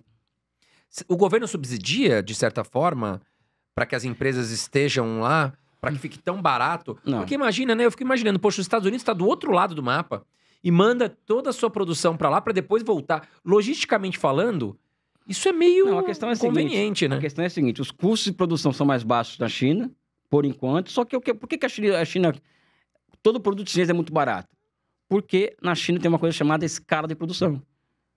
É muita tecnologia agregada ao processo produtivo. Então, isso faz com que aumente essa produção e quanto mais produção, menor o custo. Uhum. Não é posto de trabalho. Então, até que os trabalhadores industriais na China já têm salários maiores que no Brasil, por exemplo, que Portugal. Então, essa época do trabalho de mão de obra super barata acabou na China. Tanto é que as empresas intensivas em trabalho, aquelas que demandam mais mão de obra barata, estão saindo da China. Então, Bangladesh, Vietnã. Vietnã que está crescendo bastante, inclusive, né? Também a questão industrial. Um país também que está crescendo muito. Ô Elias, e falando em relação a impostos para a população lá, é um país que tem uma carga tributária muito 17%, se não me engano. É menor que no Brasil. Menor que no Brasil. E por que a China parou de crescer? Porque a China cresceu igual um foguete, né? Mas agora deu uma estabilizada, digamos assim. Cresce, mas não naquela escala, né? Cara, a questão... Porque também não tinha como crescer tanto como... Não, já explicou, né? Porque o processo de crescimento econômico, quando você sai de uma posição de muito atraso, a tendência é que esse atraso vire dinamismo muito rapidamente, você vai crescer 10, 11, 12%. Então, é um crescimento muito quantitativo. Com o passar do tempo, esse crescimento passa a ser qualitativo. Então, a China cresce hoje 5% ao ano, não cresce mais 10%, mas também cresce muito a produtividade do trabalho. Por quê? Porque ela cresce baseada em alta tecnologia. Sim. Então, ela deixou de crescer naqueles termos que a gente via na década de 90. Mas ela cresce muito em nível de produtividade do trabalho. Por quê? Porque é um crescimento cada vez mais intensivo em tecnologia e menos em trabalho, né? Sim. Ô Elias, você vai ser candidato, você é pré-candidato a deputado federal, né? E eu queria entender um pouquinho mais sobre os projetos que você pensa em colocar à frente, o que você pensa caso venha a ser eleito. Eu acredito que você vai ser eleito como deputado federal, um nome muito forte na esquerda. Quais são os seus projetos que você pensa em levar à frente aqui para os brasileiros? Eu acho que existe, primeiro, sou pré-candidato a deputado federal pelo Partido Comunista do Brasil, PCdoB, uma legenda que eu milito há 34 anos já, desde os 15 anos de idade, 16 eu milito no PCdoB. E não é um projeto em si, eu acho que existe um vácuo na política brasileira muito grande do quê? De um discurso nacionalista, de fato. Né? Ou seja, não esse nacionalismo do Bolsonaro, né? Esse nacionalismo das privatizações, da desnacionalização, um discurso nacionalista e que nos entregue, vamos dizer assim, a possibilidade de construção de um projeto nacional de desenvolvimento. A minha grande bandeira, enquanto parlamentar, vai ser a construção e ganhar corações e mentes para que o Brasil, para que nós construamos uma outra maioria política que tenha como cerne um projeto nacional de desenvolvimento. O que é um projeto nacional de desenvolvimento?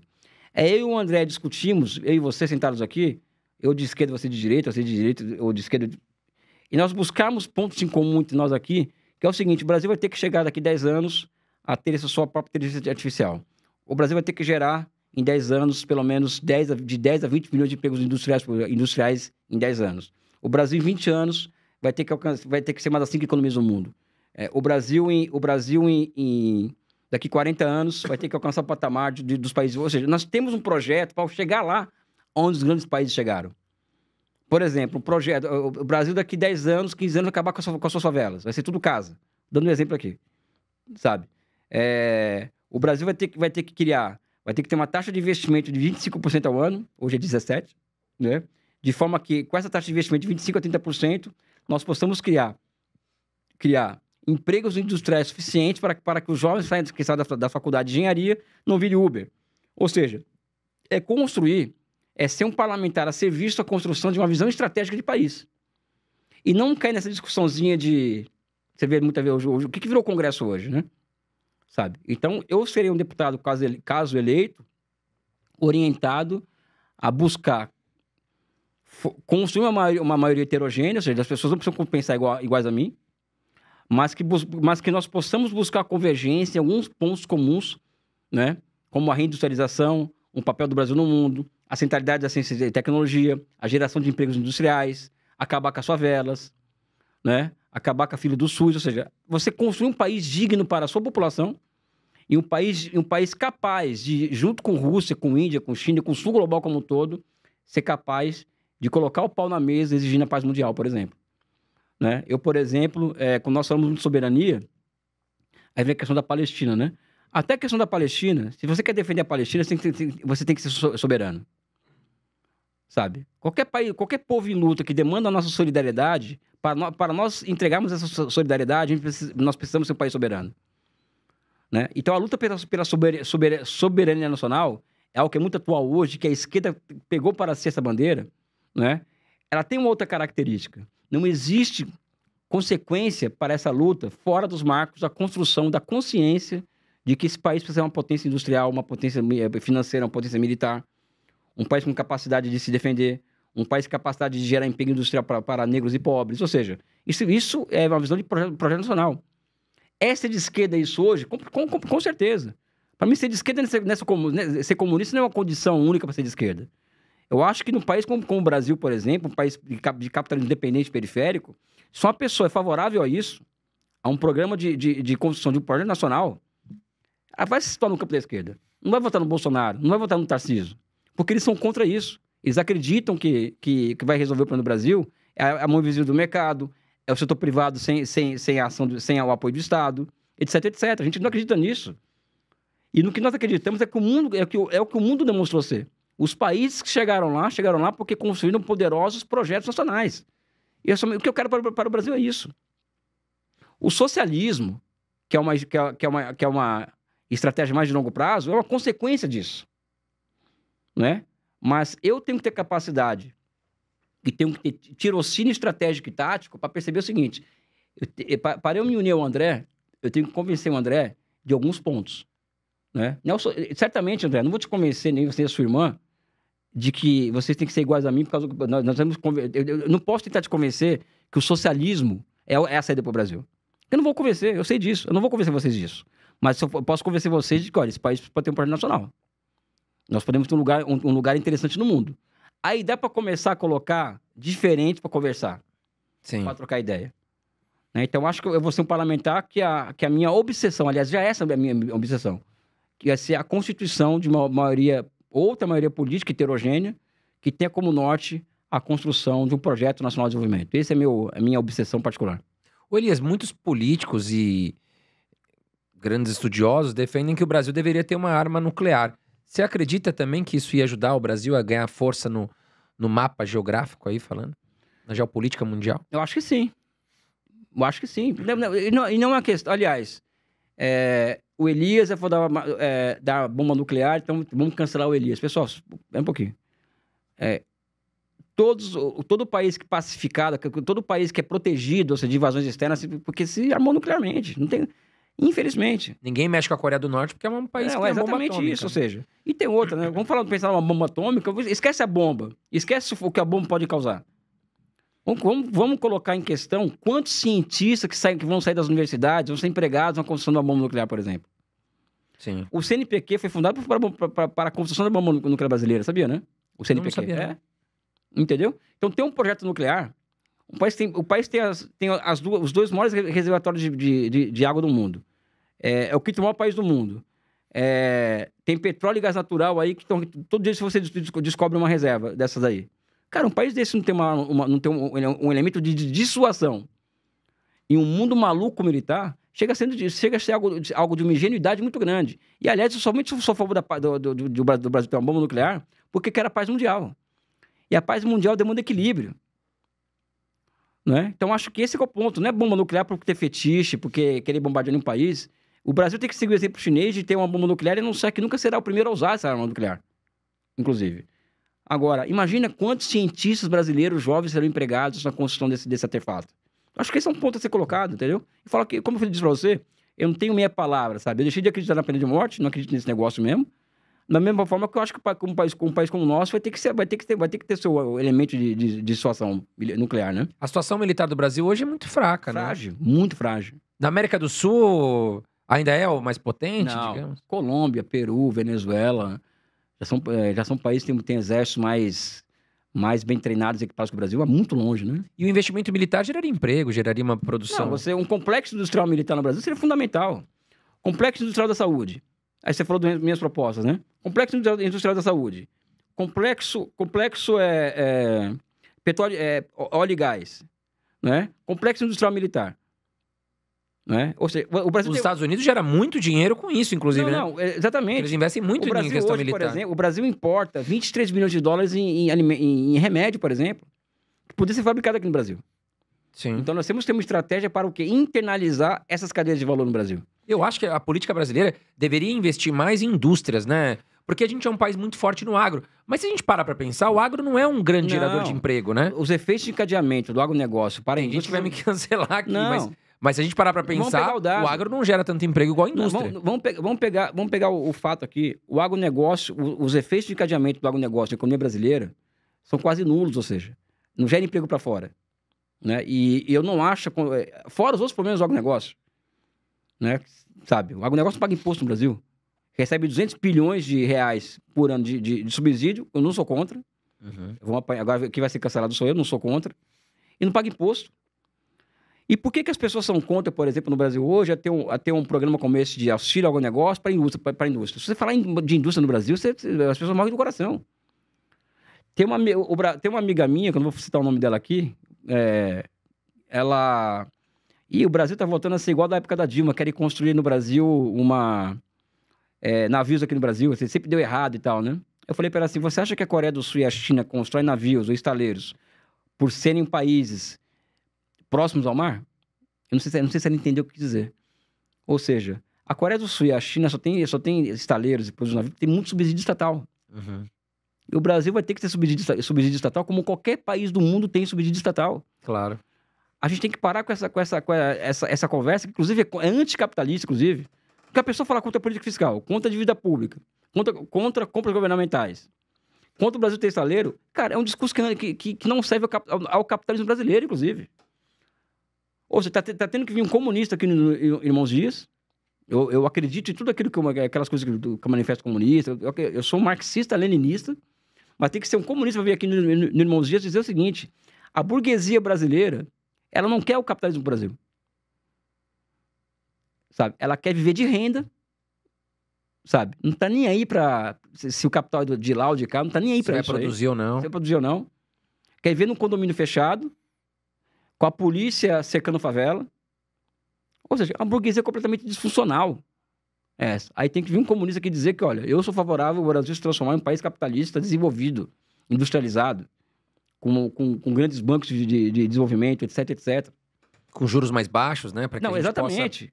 Porque juros a 15%, realmente, o burguês, os ricos vão querer viver de renda. Ninguém vai querer colocar o dinheiro para produzir. Exatamente isso. Ou seja, então, eu repetindo, tem que ser um comunista vindo falar aqui para você, olha, isso não é capitalismo. Isso é contra todas as leis do capitalismo, todas as leis de... O capitalismo é produção, é empreender, é industrializar, né? Sabe, ou seja, e apoio do Estado. E aqui eu não falo com fetiche de Estado. Eu sou um homem que observa as coisas a partir da história. E a história do capitalismo é a história da intervenção do Estado na economia ipsis literis, full time. Não existe capitalismo de livre mercado. Imposto é roubo, não sei o quê. Isso não existe, né? Parem de ouvir esses econocultos da internet e vão estudar economia, entendeu? Estudar mesmo, ler livro, ver, sabe? Enfim, é isso. Legal. Elias, eu vou falar aqui do nosso parceiro, que é o site Investidor 10, né, que hoje é o melhor site para você fazer suas pesquisas de ações, fundos imobiliários, ativos no exterior. Inclusive, toda semana tem novidade no site Investidor 10. Dá uma conferida lá, porque agora tem calendário inteligente de dividendo, tem consolidador de carteira, tá show de bola o site, né? Faz o seguinte, ó, não deixe de acessar pelo nosso link aqui, hein, porque vai ajudar o nosso Irmãos Dias Podcast, tá? Vou deixar o QR Code aqui na tela também, posiciona o seu celular, você vai ser levado direto lá pro site Investidor 10 para você conhecer. É um site gratuito que vai te ajudar muito nos seus estudos aí sobre o mercado financeiro, ações, fundos imobiliários, ETFs, exterior e tudo mais, tá certo? Então, vá pelo nosso link que você vai ajudar muito a gente. Elias, queria que você desse um recado final aqui para os nossos telespectadores. Eu sei que você ainda tem voo para voltar. O Elias veio do Rio de Janeiro, bate e volta aqui para conversar com a gente. Não deixa de apertar o botãozinho de curtir, porque, ó, foi difícil trazer o Elias aqui. É avião, é logística, é trânsito em São Paulo. Então, muito respeito aí, se puder dar um curtido para nós, tá? Recado final, Elias. Recado nossos final telespectadores. André, há muito tempo que eu queria estar aqui, né? Eu sempre acompanhei esse podcast. Pô, devia ter falado com a gente. Não, independente que você entrevistava aqui, você entrevista de tudo, né, aqui, né? Mas você é uma figura que, das pessoas que me entrevistaram, você é uma das mais interessantes, porque você não... Obrigado, Elias, me sinto olha, honrado. eu já fui entrevistado pelo Reinaldo Azevedo, pelo Chico Pinheiro, ou seja, pelo Valfrido Vardi, ou seja, você é uma figura assim... Foi super gostoso ficar aqui, trocar ideia. Faltou a sua irmã, mas na próxima a gente... Ela queria muito estar aqui, mas é que ela se machucou. Eu já tô me autoconvidando para voltar para cá. Já, estamos marcando já, vamos deixar marcado. Cara, agradecer. É uma honra muito grande estar aqui. Eu peço para as pessoas no Rio de Janeiro que estiverem assistindo, prestar atenção, aliás, o Brasil inteiro, entrar nas minhas redes sociais, né, deixa eu até falar aqui. E vamos colocar aqui embaixo também, né, editor? Redes sociais do Elias. Todas as redes sociais, vamos deixar aqui na descrição para que as pessoas possam achar. Muito conteúdo. China, inclusive, aqui é um estudioso. O Instagram é Elias MK Jabur, com 2 Bs, OR. Vamos deixar aqui na tela para vocês e na descrição e no também. X, Elias Jabur. Essa questão da candidatura a deputado federal é séria. Tá? É sério. Então, eu peço para as pessoas do Rio de Janeiro de esquerda que estiverem assistindo isso aqui, nos ajudarem nessa caminhada, que até a formalização ainda tem um tempo, mas nos ajudem nessa caminhada, que a gente tem dinheiro, a gente não tem apoio de banqueiro, do agro, de nada, né? Então, nos ajude nessa caminhada. Enfim, um abraço a todo mundo e obrigado, André, por ter me recebido tão bem aqui nesse lugar, viu? Obrigado você, Elias. É uma pessoa extremamente inteligente, falando sobre... Vamos convidar você, inclusive, para falar de geopolítica, porque o pessoal aqui gosta muito de geopolítica e olha que China... Tenho certeza que o Elias deve estar entre os 5 maiores conhecedores chama o Rock de China. Debate. Chama o Rock, o Oliver Stunk, qualquer pessoa que pense diferente de mim pro debate, que eu venho aqui de boa, sem nenhum problema. Vamos convidar, vamos conversar com o professor Rock aí, se ele quer vir. Tem pessoas que gostam, tem pessoas que não gostam. Fica aberto aqui, né, um debate super inteligente, não tenho dúvidas. Rock é uma pessoa extremamente inteligente também. E o Elias me surpreendeu demais, porque eu tava conversando com você aqui, e eu gosto muito de geografia, história... E aí você falando, e eu comecei... Cara, eu prestei tanta atenção em você, que teve uma hora que eu me perdi aqui na pergunta.